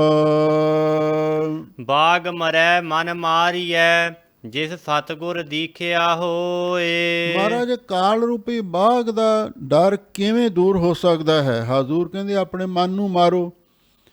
ਮਨ ਦੇ ਵਿੱਚ ਹੀ ਵਿਕਾਰ ਫੁਰਦੇ ਨੇ ਨਾ, ਜਦੋਂ ਮਨ ਦੇ ਵਿੱਚ ਵਿਕਾਰ ਉੱਠਦੇ ਨੇ ਤੇ ਇਹਨਾਂ ਨੂੰ ਉੱਥੇ ਹੀ ਮਾਰੋ, ਵਿਕਾਰਾਂ ਦੇ ਫੁਰਨਿਆਂ ਨੂੰ ਉੱਥੇ ਹੀ ਨਾਸ ਕਰ ਦਿਓ, ਫਿਰ ਤੁਹਾਡੇ ਮਨ ਦੇ ਵਿੱਚੋਂ ਕਾਲ ਦਾ ਭੈ ਵੀ ਦੂਰ ਹੋ ਜਾਵੇਗਾ। ਤੇ ਮਹਾਰਾਜ ਇਹ ਮਨ ਦੇ ਫੁਰਨਿਆਂ ਨੂੰ ਕੌਣ ਮਾਰਦਾ ਹੈ? ਜੇ ਸਤਿਗੁਰ ਦਿਖਿਆ ਹੋਏ, ਜਿਹਨੂੰ ਸੱਚੇ ਸਤਿਗੁਰੂ ਦੀ ਦਿਖਿਆ ਸਿੱਖਿਆ ਪ੍ਰਾਪਤ ਹੋਈ ਹੋਵੇ, ਭਾਵ ਉਹ ਗੁਰਸਿੱਖ ਜਿਹੜੇ ਸੱਚੇ ਸਤਿਗੁਰੂ ਦੇ ਸਿੱਖ ਬਣ ਜਾਂਦੇ ਨੇ। ਨਾਨਕ ਗੁਰੂ ਗੋਬਿੰਦ ਸਿੰਘ ਪੂਰਨ ਗੋਰੇ ਅਵਤਾਰ, ਜਗਮਗ ਜੋਤ ਬਿਰਾਜ ਰਹੀ ਸ੍ਰੀ ਗੁਰੂ ਗ੍ਰੰਥ ਮਝਾਰ। ਦਸੋ ਪਾਤਸ਼ਾਹੀਆਂ ਦੀ ਜੋਤ ਧੰਨ ਧੰਨ ਸ੍ਰੀ ਗੁਰੂ ਗ੍ਰੰਥ ਸਾਹਿਬ ਜੀ ਵਿੱਚ ਵਿਦਮਾਨ ਹੈ। ਤੇ ਜਿਹੜੇ ਇਹਨਾਂ ਦੇ ਸਿੱਖ ਬਣ ਜਾਣਗੇ ਤੇ ਗੁਰੂ ਦੀ ਦੀਖਿਆ ਨੂੰ ਧਾਰਨ ਕਰ ਲੈਣਗੇ, ਫਿਰ ਉਹ ਆਪਣੇ ਮਨ 'ਤੇ ਕਾਬੂ ਪਾ ਸਕਣਗੇ। ਤੇ ਜਿਨ੍ਹਾਂ ਨੇ ਮਨ 'ਤੇ ਕਾਬੂ ਪਾ ਲਿਆ, ਫਿਰ ਉਹੀ ਕਾਲ ਰੂਪੀ ਸ਼ੇਰ ਤੋਂ ਬਚ ਸਕਦੇ ਹਨ। ਆਪ ਪਛਾਣੈ ਹਰ ਮਿਲੈ ਬਹੁੜ ਨਾ ਮਰਨਾ ਹੋਏ। ਫਿਰ ਮਹਾਰਾਜ ਕਿਸੇ ਤਰ੍ਹਾਂ ਮੌਤ ਤੋਂ ਬਚਿਆ ਵੀ ਜਾ ਸਕਦਾ ਹੈ। ਹਜ਼ੂਰ ਕਹਿੰਦੇ ਭਾਈ ਹਾਂ ਬਚਿਆ ਜਾ ਸਕਦਾ ਹੈ। ਉਹ ਕੀ ਤਰੀਕਾ? ਆਪ ਪਛਾਣੈ ਹਰ ਮਿਲੈ, ਜਿਹੜਾ ਮਨੁੱਖ ਆਪਣੇ ਆਪੇ ਦੀ ਪਛਾਣ ਸ਼ਨਾਖਤ ਕਰ ਲਵੇ। ਜਨ ਨਾਨਕ ਬਿਨ ਆਪਾ ਚੀਨਾ ਮੇਟਾ ਨਾ ਭਰਮ ਕੀ ਕਾਈ। ਆਪਾ ਕੀ ਹੈ? ਕਿ ਸਰੀਰ ਆਪਾ ਹੈ, ਇੰਦਰੀ ਆਪਾ ਨੇ, ਮਨ ਆਪਾ ਹੈ? ਨਹੀਂ। ਮਨ ਤੋਂ ਜੋਤ ਸਰੂਪ ਹੈ, ਆਪਣਾ ਮੂਲ ਪਛਾਣ। ਅਸਲੀ ਆਪਾ ਇਹ ਹੈ, ਮਨ ਤੋਂ ਜੋਤ ਸਰੂਪ ਹੈ, ਆਪਣਾ ਮੂਲ ਪਛਾਣ। ਆਪਣੇ ਆਪੇ ਨੂੰ ਪਛਾਣੋ, ਫਿਰ ਵਾਹਿਗੁਰੂ ਮਿਲ ਪੈਂਦਾ। ਤੇ ਜਦੋਂ ਵਾਹਿਗੁਰੂ ਨਾਲ ਮਿਲਾਪ ਹੋ ਗਿਆ, ਬਹੁੜ ਨਾ ਮਰਨਾ ਹੋਏ, ਫਿਰ ਦੁਬਾਰਾ ਮੁੜ ਕੇ ਤੁਹਾਨੂੰ ਮਰਨਾ ਨਹੀਂ ਹੋਵੇਗਾ, ਭਾਵ ਤੁਸੀਂ ਮੌਤ ਦੇ ਡਰ ਤੋਂ ਬਚ ਜਾਵੋਗੇ। ਜਿਹੜੀ ਨਦੀ ਸਮੁੰਦਰ ਵਿੱਚ ਰਲ ਗਈ, ਉਹਨੂੰ ਮੌਤ ਦਾ ਡਰ ਹਮੇਸ਼ਾ ਲਈ ਖਤਮ ਹੋ ਜਾਂਦਾ। ਜਿਹੜੀ ਨਦੀ ਮਾਰੂ ਥਲ ਦੇ ਵਿੱਚ ਰੁੜ ਗਈ, ਉੱਥੇ ਸੁੱਖ ਮੁੱਕ ਜਾਂਦੀ ਹੈ। ਇਸ ਲਈ ਵਾਹਿਗੁਰੂ ਦੇ ਨਾਲ ਜੁੜੋ ਤੇ ਫਿਰ ਮੌਤ ਦਾ ਡਰ ਵੀ ਮੁੱਕ ਜਾਂਦਾ ਹੈ। ਕੀਚੜ ਹਾਥ ਨਾ ਬੂਢਈ ਏਕਾ ਨਦਰ ਨਿਹਾਲ। ਮਹਾਰਾਜ ਇਹ ਵਿਸ਼ੇ ਵਿਕਾਰ ਖਹਿੜਾ ਨਹੀਂ ਛੱਡਦੇ। ਕਰੀਏ ਕੀ? ਮਨ ਮੱਲੋ ਮੱਲੀ ਇਹਨਾਂ ਦੇ ਵਿੱਚ ਜਾ ਕੇ ਫਸ ਜਾਂਦਾ। ਆ ਹੁਣ ਕਈ ਜਿਹੜੇ ਆਦਮੀ ਨੇ ਸ਼ਰਾਬੀ, ਕਬਾਬੀ, ਐਬੀ, ਡਰੱਗੀ, ਉਹਨਾਂ ਨੂੰ ਮਾਤਾ ਪਿਤਾ, ਮਿੱਤਰ, ਦੋਸਤ, ਰਿਸ਼ਤੇਦਾਰ, ਸੰਤ ਮਹਾਤਮਾ ਵੀ ਬੜਾ ਸਮਝਾਉਂਦੇ ਨੇ, ਪਰ ਉਹਨਾਂ ਦੀ ਹਾਲਤ ਉਹ ਬਣੀ ਹੋਈ ਹੈ, ਜੋ ਸ਼ੈਤਾਨ ਵੰਜਾਇਆ ਸੇ ਕਿਤ ਫੇਰੈ ਚਿਤ। ਉਹਨਾਂ ਨੂੰ ਸ਼ੈਤਾਨ ਨੇ ਇੰਨਾ ਪ੍ਰਭਾਵਿਤ ਕੀਤਾ ਹੋਇਆ, ਉਹ ਕਦੀ ਸੱਚ ਬੋਲ ਹੀ ਨਹੀਂ ਸਕਦੇ, ਝੂਠ ਹੀ ਬੋਲੀ ਜਾਣਗੇ। ਮਾਤਾ ਪਿਤਾ ਸਾਹਮਣੇ ਵੀ, ਰਿਸ਼ਤੇਦਾਰਾਂ ਦੇ ਸਾਹਮਣੇ ਵੀ, ਪੰਚਾਇਤ ਵਿੱਚ ਵੀ ਤੇ ਸੰਗਤ ਵਿੱਚ ਵੀ, ਮਹਾਂਪੁਰਖਾਂ ਦੇ ਕੋਲ ਆ ਕੇ ਵੀ ਝੂਠ ਬੋਲੀ ਜਾਣਗੇ। ਪਰ ਸਤਿਗੁਰੂ ਕਹਿੰਦੇ ਨੇ ਭਾਈ ਤੁਸੀਂ ਜੇ ਇਹਨਾਂ ਵਿਕਾਰਾਂ ਤੋਂ ਬਚਣਾ ਚਾਹੁੰਦੇ ਹੋ, ਗੁਰੂ ਦੀ ਸ਼ਰਨ ਵਿੱਚ ਆ ਜਾਵੋ। ਏਕਾ ਨਦਰ ਨਿਹਾਲ, ਜਦੋਂ ਗੁਰੂ ਮਹਾਰਾਜ ਤੁਹਾਡੇ ਵੱਲ ਇੱਕ ਮਿਹਰ ਦੀ ਦ੍ਰਿਸ਼ਟੀ ਨਾਲ ਤੱਕਣਗੇ ਤੇ ਫਿਰ ਕੀਚੜ ਹਾਥ ਨਾ ਬੂਢਈ, ਫਿਰ ਤੁਹਾਡਾ ਜਿਹੜਾ ਹੱਥ ਚਿੱਕੜ ਵਿੱਚ ਨਹੀਂ ਡੁੱਬੇਗਾ। ਇਹਦਾ ਮਤਲਬ ਜਦੋਂ ਇੱਕ ਵਾਰੀ ਗੁਰੂ ਮਹਾਰਾਜ ਦੀ ਮਿਹਰ ਦੀ ਦ੍ਰਿਸ਼ਟੀ ਹੋ ਗਈ, ਫਿਰ ਤੁਹਾਡੇ ਮਨ ਦਾ ਸੰਕਲਪ ਰੂਪੀ ਹੱਥ ਵਿਸ਼ਿਆਂ ਦੀ ਦਲਦਲ ਦੇ ਵਿੱਚ, ਨਸ਼ਿਆਂ ਦੇ ਚਿੱਕੜ ਦੇ ਵਿੱਚ ਨਹੀਂ ਡੁੱਬੇਗਾ। ਤੁਸੀਂ ਮੋਹ ਮਾਇਆ ਤੋਂ, ਨਸ਼ਿਆਂ ਵਿਸ਼ਿਆਂ ਤੋਂ ਬਚ ਸਕਦੇ ਹੋ। ਨਾਨਕ ਗੁਰਮੁਖ ਉਬਰੇ, ਗੁਰ ਸਰਵਰ ਸੱਚੀ ਪਾਲ। ਲੋ ਗੁਰੂ ਨਾਨਕ ਸਾਹਿਬ ਸੱਚੇ ਪਾਤਸ਼ਾਹ ਫਰਮਾਉਂਦੇ ਨੇ, ਭਾਈ ਜਿਹੜੇ ਗੁਰਮੁਖ ਗੁਰੂ ਦੇ ਆਗਿਆਕਾਰੀ ਸਿੱਖ ਬਣ ਗਏ, ਉਹ ਇਸ ਨਸ਼ਿਆਂ ਵਿਸ਼ਿਆਂ ਦੇ ਚਿੱਕੜ ਤੋਂ ਬਚ ਜਾਂਦੇ ਨੇ। ਗੁਰ ਸਰਵਰ, ਗੁਰੂ ਮਹਾਰਾਜ ਸੱਚੇ ਪਾਤਸ਼ਾਹ ਨਾਮ ਬਾਣੀ ਦੇ ਸਰੋਵਰ ਨੇ, ਉਹਦੇ ਵਿੱਚ ਇਸ਼ਨਾਨ ਕਰਕੇ ਉਹਨਾਂ ਦੇ ਮਨ ਦੀ ਮੈਲ ਤੇ ਤਨ ਦੀ ਮੈਲ ਵੀ ਲੈ ਜਾਂਦੀ ਹੈ। ਤੇ ਸੱਚੀ ਪਾਲ ਕੀ ਹੈ? ਸੱਚੀ ਗੁਰੂ ਦੀ ਸੰਗਤ ਤੇ ਪੰਗਤ, ਉਹਦੇ ਵਿੱਚ ਆ ਕੇ ਬੈਠ ਜਾਂਦੇ ਨੇ। ਤੇ ਉੱਥੇ ਬੈਠਣ ਦੇ ਨਾਲ ਉਹਨਾਂ ਦਾ ਜੀਵਨ ਨਿਰਵਿਕਾਰ ਤੇ ਨਿਸਪਾਪ ਹੋ ਜਾਂਦਾ ਹੈ। ਅਥਵਾ ਸੱਚੀ ਪਾਲ, ਜਿਹੜੀ ਸੱਚੀ ਪਾਲ ਵੱਟ ਹੈ ਸਿੱਖੀ ਦੀ, ਉਹਨੂੰ ਪ੍ਰਾਪਤ ਕਰ ਲੈਂਦੇ ਨੇ ਤੇ ਫਿਰ ਉਹ ਚਿੱਕੜ ਦੇ ਵਿੱਚ ਨਹੀਂ ਡੁੱਬਦੇ। ਸੱਚੀ ਪਾਲ ਤੋਂ ਭਾਵ ਪਾਲ ਕੰਧ ਨੂੰ ਵੀ ਕਿਹਾ ਹੈ, ਕਿਵ ਸਚਿਆਰਾ ਹੋਈ ਹੈ ਕਬ ਕੂੜਾ ਟੁੱਟਾ ਪਾਲ, ਉੱਥੇ ਪਾਲ ਕੰਧ ਦਾ ਨਾਮ ਹੈ। ਜਿਹੜੀ ਸੱਚੀ, ਜਿਹੜੀ ਇਹ ਧਰਮ ਦੀ ਕੰਧ ਹੈ, ਇਹਦੇ ਉੱਤੇ ਜਦੋਂ ਆਦਮੀ ਬੈਠ ਜਾਂਦਾ ਹੈ, ਭਾਵ ਧਰਮ ਨੂੰ ਚੰਗੀ ਤਰ੍ਹਾਂ ਧਾਰਨ ਕਰ ਲੈਂਦਾ ਹੈ, ਤੇ ਫਿਰ ਉਹ ਕਦੇ ਨਸ਼ਿਆਂ ਤੇ ਵਿਸ਼ਿਆਂ ਦੇ ਚਿੱਕੜ ਵਿੱਚ ਨਹੀਂ ਡੁੱਬ ਸਕਦਾ। ਅਗਨ ਮਰੈ ਜਲ ਲੋੜ ਲਹੋ, ਵਿਣ ਗੁਰ ਨਿਧ ਜਲ ਨਾਹੇ। ਮਹਾਰਾਜ ਕਰੀਏ ਕਿ ਆ ਜਿਹੜੀ ਵਿਸ਼ਿਆਂ ਦੀ ਅੱਗ ਹੈ ਨਾ, ਇਹ ਸਾੜੀ ਜਾਂਦੀ ਹੈ, ਖਹਿੜਾ ਨਹੀਂ ਛੱਡਦੀ। ਹਜ਼ੂਰ ਕਹਿੰਦੇ, ਭਾਈ ਜੀ ਅੱਗ ਨੂੰ ਬਚਾਉਣਾ ਚਾਹੁੰਦੇ ਹੋ, ਇੱਕ ਤਰੀਕਾ ਹੈ, ਅੱਗ ਪਾਣੀ ਨਾਲ ਬੁਝਦੀ ਹੈ। ਜਲ ਲੋੜ ਲਓ, ਤੁਸੀਂ ਪਾਣੀ ਲੱਭ ਲਵੋ ਤੇ ਅੱਗ ਬੁਝ ਸਕਦੀ ਹੈ। ਤੇ ਉਹ ਪਾਣੀ ਹੈ ਕਿੱਥੇ? ਗੁਰ ਬਿਨ ਗੁਰ ਨਿਧ ਜਲ ਨਾਹੀਂ, ਬਿਨਾਂ ਗੁਰੂ ਦੀ ਕਿਰਪਾ ਤੋਂ ਨਿਧ ਜਲ, ਉਹ ਜਿਹੜਾ ਜਲ ਦੀ ਨਿਧੀ ਸਰੋਵਰ ਹੈ, ਜਲ ਦਾ ਸਾਗਰ ਹੈ, ਜਲ ਦਾ ਸਮੁੰਦਰ ਹੈ, ਉਹ ਨਹੀਂ ਪ੍ਰਾਪਤ ਹੋਣਾ। ਇਹਦਾ ਮਤਲਬ ਇਹ ਹੈ, ਜਿਹੜਾ ਵਾਹਿਗੁਰੂ ਦਾ ਨਾਮ ਹੈ ਵੀ ਇਹ ਇੱਕ ਪਾਣੀ ਦਾ ਸਮੁੰਦਰ ਹੈ, ਪਾਣੀ ਦਾ ਭੰਡਾਰ ਹੈ। ਇਹ ਹੈ ਗੁਰੂ ਕੋਲ। ਤੁਸੀਂ ਗੁਰੂ ਕੋਲ ਜਾਓ, ਉਹਨਾਂ ਦੇ ਕੋਲੋਂ ਨਾਮ ਅੰਮ੍ਰਿਤ ਜਲ ਦੀ ਪ੍ਰਾਪਤੀ ਕਰੋ, ਉਹਨੂੰ ਲੱਭੋ, ਤੇ ਫਿਰ ਤੁਹਾਡੇ ਮਨ ਦੇ ਵਿੱਚੋਂ ਵਿਸ਼ੇ ਵਿਕਾਰਾਂ ਦੀ ਵਾਸ਼ਨਾ ਦੀ ਅੱਗ ਮਰ ਸਕਦੀ, ਬੁਝ ਸਕਦੀ ਹੈ। ਜਨਮ ਮਰੈ ਭਰਮਾਈਐ, ਜੇ ਲਖ ਕਰਮ ਕਮਾਹੇ। ਜੇ ਤੁਸੀਂ ਗੁਰੂ ਦੀ ਸ਼ਰਨ ਵਿੱਚ ਨਾ ਆਏ ਤੇ ਹੋਰ ਭਾਵੇਂ ਲੱਖਾਂ ਹੀ ਕਰਮ ਕਾਂਡ ਦੇ ਕਰਮ ਧਰਮ ਵਰਤ ਨੇਮ ਯਮ ਨੇਮ ਕਰੀ ਜਾਓ, ਜੇ ਲੱਖਾਂ ਹੀ ਕਰਮ ਕਮਾਈ ਜਾਵੋਗੇ ਤਾਂ ਵੀ ਤੁਹਾਡੀ ਮੁਕਤੀ ਨਹੀਂ ਹੋਣੀ। ਜਨਮ ਮਰੈ ਭਰਮਾਈਐ, ਤੁਸੀਂ ਜੰਮਦੇ ਮਰਦੇ ਰਹੋਗੇ ਤੇ 84 ਲੱਖ ਜੁਨਾਂ ਦੇ ਵਿੱਚ ਭਰਮਾਏ ਜਾਵੋਗੇ। ਕਈ ਜਨਮ ਪੈ ਕੀਟ ਪਤੰਗਾ, ਕਈ ਜਨਮ ਗਜ ਮੀਨ ਕੁਰੰਗਾ, ਕਈ ਜਨਮ ਪੰਖੀ ਸਰਪ ਹੋਇਓ, ਕਈ ਜਨਮ ਹੈਵਰ ਬ੍ਰਖ ਜੋਇਓ।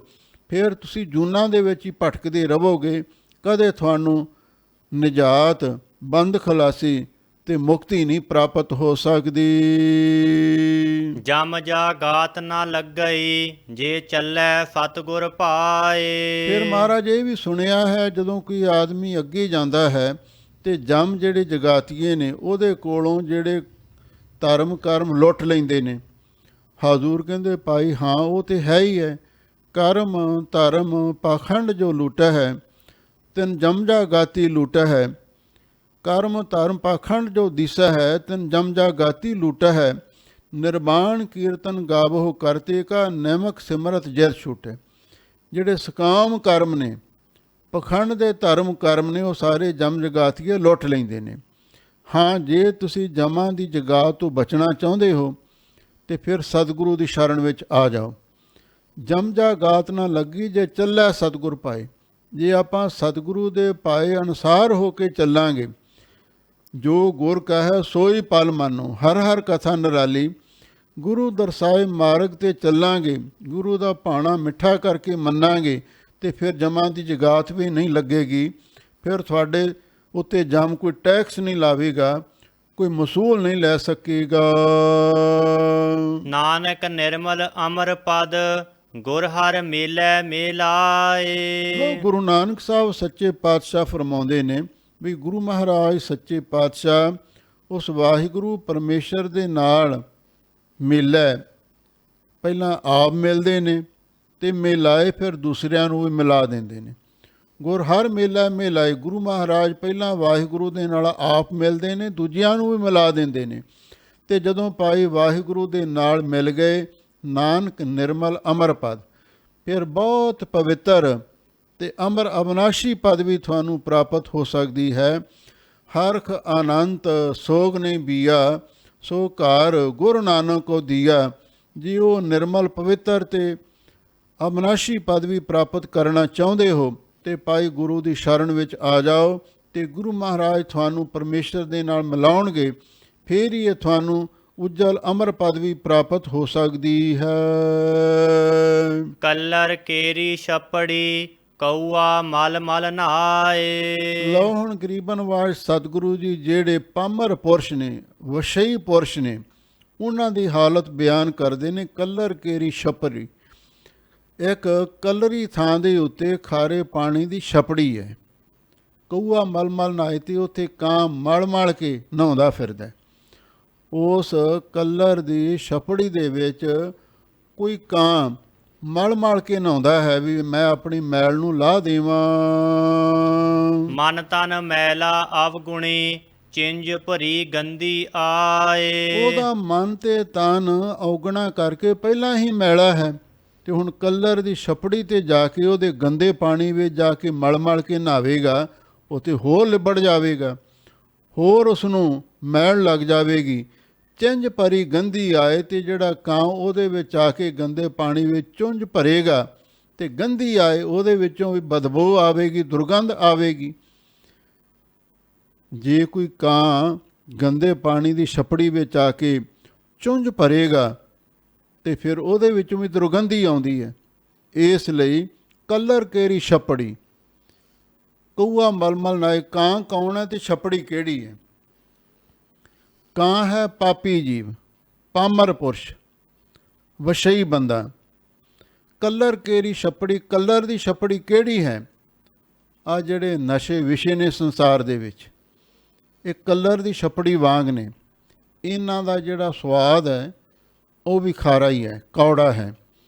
ਕਊਆ ਮਲ ਮਲ ਨਹਾਏ, ਅਤੇ ਜਿਹੜੇ ਕਾਂ ਵਾਂਗੂ ਅੰਦਰੋਂ ਅਤੇ ਬਾਹਰੋਂ ਕਾਲੇ ਨੇ, ਜਿਨ੍ਹਾਂ ਦਾ ਆਚਾਰ ਵੀ ਮਾੜਾ ਹੈ ਅਤੇ ਵਿਚਾਰ ਵੀ ਮਾੜਾ ਹੈ, ਅੰਦਰੋਂ ਬਾਹਰੋਂ ਕਾਲੇ ਨੇ ਕਾਂ ਵਾਂਗੂ, ਉਹ ਨਸ਼ਿਆਂ ਵਿਸ਼ਿਆਂ ਦੀ ਛਪੜੀ ਵਿੱਚ ਮਲ ਮਲ ਕੇ ਨਹਾਉਂਦੇ ਨੇ, ਸਵਾਰ ਕੇ ਨਹਾਉਂਦੇ ਨੇ ਵੀ ਸਾਨੂੰ ਕੀ ਲੱਗ ਚੱਲਿਆ, ਜ਼ਿੰਦਗੀ ਬਾਰ ਨਹੀਂ ਮਿਲਦੀ, ਖਾਓ ਪੀਓ ਮੌਜਾਂ ਮਾਣੋ।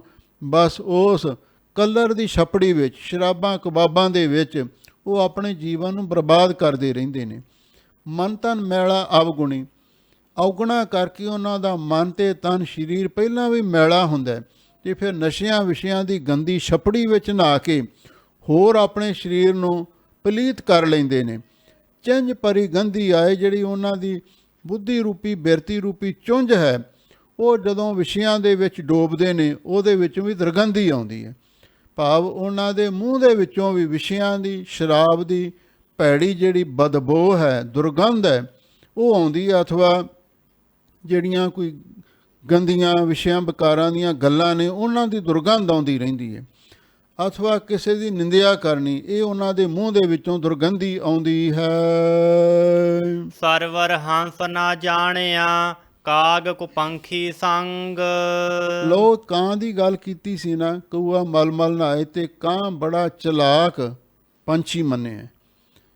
ਇੱਕ ਵਾਰੀ ਕੀ ਹੋਇਆ, ਗੁਰੂ ਨਾਨਕ ਸਾਹਿਬ ਸੱਚੇ ਪਾਤਸ਼ਾਹ ਦ੍ਰਿਸ਼ਟਾਂਤ ਦਿੰਦੇ ਨੇ। ਸਰਵਰ ਹੰਸ ਨਾ ਜਾਣਿਆ, ਕੋਈ ਹੰਸ ਸੀ, ਮਾਨ ਸਰੋਵਰ 'ਤੇ ਗਿਆ, ਕੁਝ ਸਮਾਂ ਉੱਥੇ ਰਿਹਾ, ਇੱਕ ਕਾਂ ਵੀ ਉੱਥੇ ਪਹੁੰਚ ਗਿਆ। ਉਸ ਕਾਂ ਨੇ ਜਾ ਕੇ ਹੰਸ ਨਾਲ ਦੋਸਤੀ ਪਾ ਲਈ। ਉਸ ਹੰਸ ਨੂੰ ਜਾ ਕੇ ਕਹਿਣ ਲੱਗਾ, ਭਰਾਵਾ ਮੇਰਾ ਰੰਗ ਕਾਲਾ ਹੈ, ਤੇਰਾ ਰੰਗ ਚਿੱਟਾ ਹੈ, ਚੱਲ ਕੋਈ ਗੱਲ ਨਹੀਂ, ਇਹ ਤਾਂ ਰੰਗ ਤਾਂ ਵਾਹਿਗੁਰੂ ਨੇ ਬਣਾਏ ਹੋਏ ਨੇ।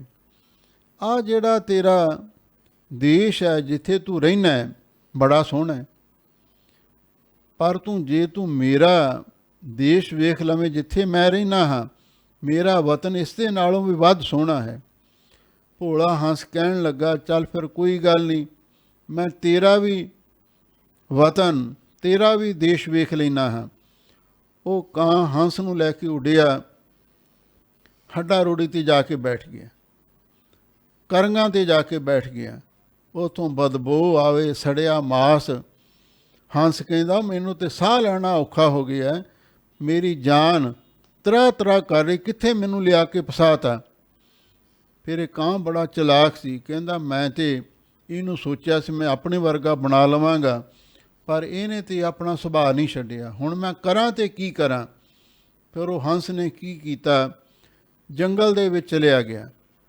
ਉਸ ਜੰਗਲ ਦੇ ਵਿੱਚ ਰਾਜਾ ਭੋਜ ਸ਼ਿਕਾਰ ਖੇਡਣ ਵਾਸਤੇ ਆਇਆ ਅਤੇ ਉਹ ਕਿਸੇ ਬਿਰਛ ਦੇ ਹੇਠਾਂ ਆਰਾਮ ਕਰਨ ਲੱਗਿਆ। ਹੁਣ ਉਸ ਬਿਰਛ ਦੇ ਉੱਪਰ ਜਾ ਕੇ ਕਾਂ ਅਤੇ ਹੰਸ ਬੈਠ ਗਏ। ਕਾਂ ਦਾ ਸੁਭਾਅ ਬੜਾ ਸ਼ਰਾਰਤੀ ਹੁੰਦਾ। ਕਾਂ ਨੇ ਬਿੱਠ ਮਾਰੀ ਅਤੇ ਬਿੱਠ ਮਾਰ ਕੇ ਉੱਥੇ ਹੀ ਉੱਡ ਗਿਆ ਅਤੇ ਉਹ ਬਿੱਠ ਜਿਹੜੀ ਸੀ ਰਾਜੇ ਭੋਜ ਦੇ ਆ ਕੇ ਚੋਲੇ 'ਤੇ ਡਿੱਗ ਪਈ, ਉਹਦੀ ਪੁਸ਼ਾਕ ਗੰਦੀ ਕਰ ਦਿੱਤੀ। ਰਾਜਾ ਬੜਾ ਹੈਰਾਨ ਹੋਇਆ। ਜਿਹੜੇ ਉਸਦੇ ਬਾਡੀਗਾਰਡ ਸਨ ਉਹਨਾਂ ਨੂੰ ਕਹਿਣ ਲੱਗਾ, ਭਾਈ ਦੇਖੋ ਉੱਤੇ ਕਿਹੜਾ ਪੰਛੀ ਹੈ ਜਿਹਨੇ ਮੇਰੀ ਪੁਸ਼ਾਕ ਗੰਦੀ ਕਰ ਦਿੱਤੀ ਬਿੱਠ ਮਾਰ ਕੇ। ਕਾਂ 'ਤੇ ਉੱਡ ਚੁੱਕਿਆ ਸੀ, ਭੋਲਾ ਪੰਛੀ ਹੰਸ ਬੈਠਾ ਸੀ ਅਤੇ ਉਹਨਾਂ ਨੇ ਮਾਰਿਆ ਤੀਰ, ਹੰਸ ਨੂੰ ਜ਼ਖਮੀ ਕਰਕੇ ਹੇਠਾਂ ਸੁੱਟ ਲਿਆ। ਅਤੇ ਜਦੋਂ ਹੰਸ ਹੇਠਾਂ ਡਿੱਗਿਆ, ਰਾਜਾ ਭੋਜ ਉਸ ਨੂੰ ਪੁੱਛਣ ਲੱਗਿਆ, ਭਲਿਆ ਲੋਕਾ ਤੂੰ ਆਹ ਗੰਦਾ ਕੰਮ ਕਿਉਂ ਕੀਤਾ, ਮੇਰੇ ਉੱਤੇ ਬੈਠ ਕਿਉਂ ਕੀਤੀ ਹੈ। ਤਾਂ ਉਸ ਵੇਲੇ ਉਸ ਹੰਸ ਨੇ ਰੋ ਕੇ ਦੱਸਿਆ, ਕਹਿਣ ਲੱਗਾ, ਰਾਜਾ ਭੋਜ ਮੈਂ ਇਹੋ ਜਿਹੀ ਗਲਤੀ ਕਰ ਨਹੀਂ ਸਕਦਾ, ਕਿਉਂਕਿ ਮੈਂ ਤਾਂ ਹੰਸ ਹਾਂ। ਫਿਰ ਇਹ ਕਿਸ ਨੇ ਕੀਤੀ ਹੈ? ਕਹਿੰਦਾ ਮੇਰਾ ਇੱਕ ਮਿੱਤਰ ਸੀ ਬਣਿਆ ਕਾਂ। ਇਹ ਕਾਂ ਦੀ ਸ਼ਰਾਰਤ ਹੈ, ਇਹ ਕਾਂ ਦੀ ਕਰਤੂਤ ਹੈ। ਉਹ ਤੇਰੇ 'ਤੇ ਬਿੱਠ ਮਾਰ ਕੇ ਉੱਡ ਗਿਆ ਅਤੇ ਹੁਣ ਤੂੰ ਮੈਨੂੰ ਤੀਰ ਦਾ ਨਿਸ਼ਾਨਾ ਬਣਾ ਦਿੱਤਾ, ਮੇਰਾ ਕੋਈ ਕਸੂਰ ਨਹੀਂ ਸੀ। ਉਸ ਘਟਨਾ ਨੂੰ ਮੱਦੇਨਜ਼ਰ ਰੱਖਦਿਆਂ ਹੋਇਆਂ ਗੁਰੂ ਨਾਨਕ ਸਾਹਿਬ ਇਹ ਉਪਦੇਸ਼ ਦਿੰਦੇ ਨੇ, ਸਰਵਰ ਹੰਸ ਨਾ ਜਾਣਿਆ ਕਾ ਕੋ ਪੰਖੀ ਸੰਗ। ਖੋਟੇ ਪੰਛੀ ਕਾਂ ਦੀ ਸੰਗਤ ਕਰਕੇ ਸਰਵਰ ਹੰਸ ਨਾ ਜਾਣਿਆ ਹੰਸ ਨੇ, ਭੋਲੇ ਪੰਛੀ ਹੰਸ ਨੇ ਉਸ ਮਾਨ ਸਰੋਵਰ ਦੀ ਕਦਰੋ ਕੀਮਤ ਨੂੰ ਨਹੀਂ ਸਮਝਿਆ। ਉਹ ਕਾਂ ਦੀਆਂ ਗੱਲਾਂ ਵਿੱਚ ਆ ਕੇ ਅਤੇ ਸਰਵਰ ਮਾਨ ਸਰੋਵਰ ਤੋਂ ਉੱਡ ਕੇ ਕਾਂ ਦੇ ਨਾਲ ਚਲਿਆ ਗਿਆ। ਸਾਕਤ ਸਿਉ ਐਸੀ ਪ੍ਰੀਤ ਹੈ, ਬੂਝੋ ਗਿਆਨੀ ਰੰਗ। ਫਿਰ ਵੇਖ ਲਓ ਉਹ ਹੰਸ ਦਾ ਕੀ ਹਾਲ ਹੋਇਆ ਅਤੇ ਉਸ ਨੂੰ ਆਪਣੀ ਜਾਨ ਵੀ ਗਵਾਉਣੀ ਪੈ ਗਈ ਸੀ। ਇਸੇ ਤਰ੍ਹਾਂ ਸਾਕਤ ਦੇ ਨਾਲ ਪ੍ਰੀਤੀ ਕਰਨੀ, ਉਹਦੇ ਨਾਲ ਦੋਸਤੀ ਪਾਉਣੀ ਇਸੇ ਤਰ੍ਹਾਂ ਦੀ ਹੁੰਦੀ ਹੈ।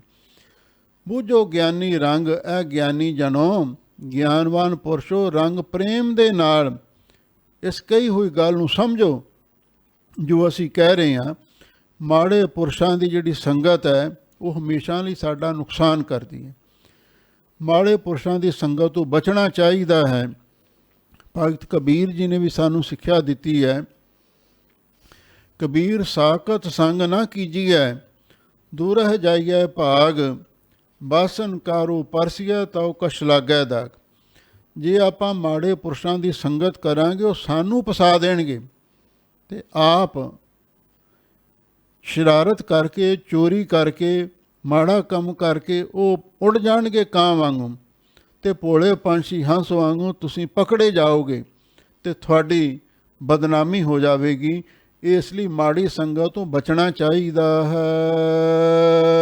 ਸੰਤ ਸਭਾ ਜੈਕਾਰ ਕਰ, ਗੁਰਮੁਖ ਕਰਮ ਕਮਾਓ। ਲੋ ਗੁਰੂ ਨਾਨਕ ਸਾਹਿਬ ਸੱਚੇ ਪਾਤਸ਼ਾਹ ਕਹਿੰਦੇ, ਭਾਈ ਜੇ ਤੁਸੀਂ ਜੀਵਨ ਨੂੰ ਸਫਲ ਕਰਨਾ ਚਾਹੁੰਦੇ ਹੋ, ਸੰਤ ਸਭਾ ਜੈਕਾਰ ਕਰ। ਸੰਤਾਂ ਦੀ ਸਭਾ ਵਿੱਚ ਜਾ ਕੇ, ਗੁਰਮੁਖਾਂ ਦੀ ਸੰਗਤ ਵਿੱਚ ਜਾ ਕੇ ਵਾਹਿਗੁਰੂ ਦੀ ਸਿਫਤ ਸਲਾਹ ਕਰਿਆ ਕਰੋ, ਕੀਰਤਨ ਭਗਤੀ ਕਰਿਆ ਕਰੋ। ਗੁਰਮੁਖ ਕਰਮ ਕਮਾਓ ਅਤੇ ਗੁਰਮੁਖਾਂ ਵਾਲੇ ਕੰਮ ਵੀ ਕਰਿਆ ਕਰੋ। ਗੁਰਮੁਖ ਕਿਹੜੇ ਕੰਮ ਕਰਦੇ ਨੇ? ਗੁਰ ਸਤਿਗੁਰ ਕਾ ਜੋ ਸਿੱਖ ਅਖਾਏ, ਸੋ ਭਲਕੇ ਉਠ ਹਰ ਨਾਮ ਧਿਆਵੈ। ਉਦਮ ਕਰੇ ਭਲਕੇ ਪ੍ਰਭਾਤੀ, ਇਸ਼ਨਾਨ ਕਰੇ ਅੰਮ੍ਰਿਤ ਸਰ ਨਹਾਵੈ। ਉਪਦੇਸ਼ ਗੁਰੂ ਹਰ ਹਰ ਜਪ ਜਾਪੈ, ਸਭ ਕਿਲ ਵਿਖ ਪਾਪ ਦੋਖ ਲਹਿ ਜਾਵੈ। ਫਿਰ ਚੜ੍ਹੈ ਦਿਵਸ ਗੁਰਬਾਣੀ ਗਾਵੈ, ਬਹਿੰਦਿਆਂ ਉੱਠਦਿਆਂ ਹਰ ਨਾਮ ਤੇ ਆਵੇ। ਜੋ ਸਾਸ ਗਰਾਸ ਧਿਆਈ ਮੇਰਾ ਹਰ ਹਰ, ਸੋ ਗੁਰਸਿੱਖ ਗੁਰੂ ਮਨ ਭਾਵੈ, ਜਿਸਨੂੰ ਦਇਆਲ ਹੋਵੈ ਮੇਰਾ ਸੁਆਮੀ। ਤਿਸ ਗੁਰਸਿੱਖ ਗੁਰ ਉਪਦੇਸ਼ ਸੁਣਾਵੈ, ਜਨ ਨਾਨਕ ਧੂੜ ਮੰਗੈ ਤਿਸ ਗੁਰਸਿੱਖ ਕੀ। ਜੋ ਆਪ ਜਪੈ ਅਵਰਹਿ ਨਾਮ ਜਪਾਵੈ। ਇਹ ਹੈ ਗੁਰਮੁਖ ਸਿੱਖਾਂ ਦੀ ਕਰਨੀ। ਇਹ ਗੁਰਮੁਖਾਂ ਵਾਲੇ ਭਾਈ ਕੰਮ ਵੀ ਕਰਿਆ ਕਰੋ। ਨਿਰਮਲ ਨਾਵਣ ਨਾਨਕਾ, ਗੁਰ ਤੀਰਥ ਦਰਿਆਓ। ਲੋ ਗੁਰੂ ਨਾਨਕ ਸਾਹਿਬ ਸੱਚੇ ਪਾਤਸ਼ਾਹ ਕਹਿੰਦੇ ਨੇ, ਜਿਹੜੀ ਕੱਲਰ ਦੀ ਛਪੜੀ ਹੈ ਨਾ, ਉੱਥੇ ਨਾ ਜਾਓ। ਉੱਥੇ ਤੁਹਾਡੇ ਤਨ ਤੇ ਮਨ ਨੂੰ ਹੋਰ ਮੈਲ ਲੱਗੇਗੀ। ਨਸ਼ਿਆਂ ਵਿਸ਼ਿਆਂ ਦੇ ਵਿੱਚ, ਕੁਸੰਗਤ ਦੇ ਵਿੱਚ ਨਾ ਜਾਓ ਤੇ ਇਧਰ ਗੁਰੂ ਮਹਾਰਾਜ ਦੇ ਕੋਲ ਆਓ। ਗੁਰ ਤੀਰਥ ਦਰਿਆਓ। ਤੇ ਗੁਰੂ ਮਹਾਰਾਜ ਤੀਰਥ ਨੇ, ਗੁਰੂ ਮਹਾਰਾਜ ਦਰਿਆ ਨੇ, ਅਥਵਾ ਗੁਰ ਤੀਰਥ ਦਰਿਆਓ। ਗੁਰ ਦਰਿਆਓ ਸਦਾ ਜਲ ਨਿਰਮਲ, ਮਿਲਿਆ ਦੁਰਮਤ ਮੈਲ ਹਰੈ। ਗੁਰੂ ਮਹਾਰਾਜ ਜੰਗਮ ਤੀਰਥ ਨੇ। ਦਰਿਆਵਾਂ ਨੂੰ, ਚੱਲਦੇ ਦਰਿਆਵਾਂ ਨੂੰ ਜੰਗਮ ਤੀਰਥ ਆਖਿਆ ਜਾਂਦਾ ਹੈ। ਇੱਕ ਜੜ ਤੀਰਥ ਨੇ ਜਿਹੜੇ ਇੱਕ ਥਾਂ 'ਤੇ ਖਲੋਤੇ ਨੇ, ਜਿਵੇਂ ਸਰੋਵਰ ਨੇ, ਕਈ ਖੂਹ ਨੇ, ਪਰ ਦਰਿਆ ਵਗਦੇ ਨੇ। ਮਹਾਂਪੁਰਖ ਜੰਗਮ ਤੀਰਥ ਨੇ। ਗੁਰ ਤੀਰਥ ਦਰਿਆਓ। ਤੇ ਗੁਰੂ ਮਹਾਰਾਜ ਦਰਿਆ ਵਾਂਗੂ ਜੰਗਮ ਤੀਰਥ ਨੇ।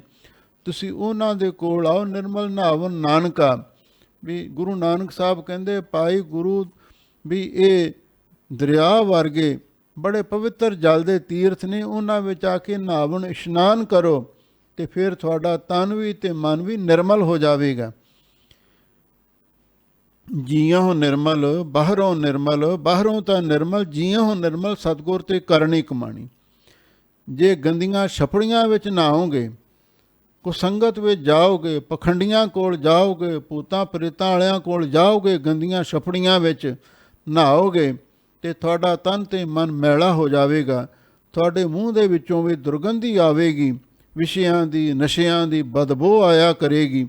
ਤੇ ਜੇ ਤੁਸੀਂ ਗੁਰੂ ਮਹਾਰਾਜ ਦਰਿਆ ਵਰਗੇ ਚੱਲਦੇ ਪਾਣੀ ਦੇ ਪਵਿੱਤਰ ਤੀਰਥ ਨੇ, ਇਹਨਾਂ ਵਿੱਚ ਇਸ਼ਨਾਨ ਕਰੋ।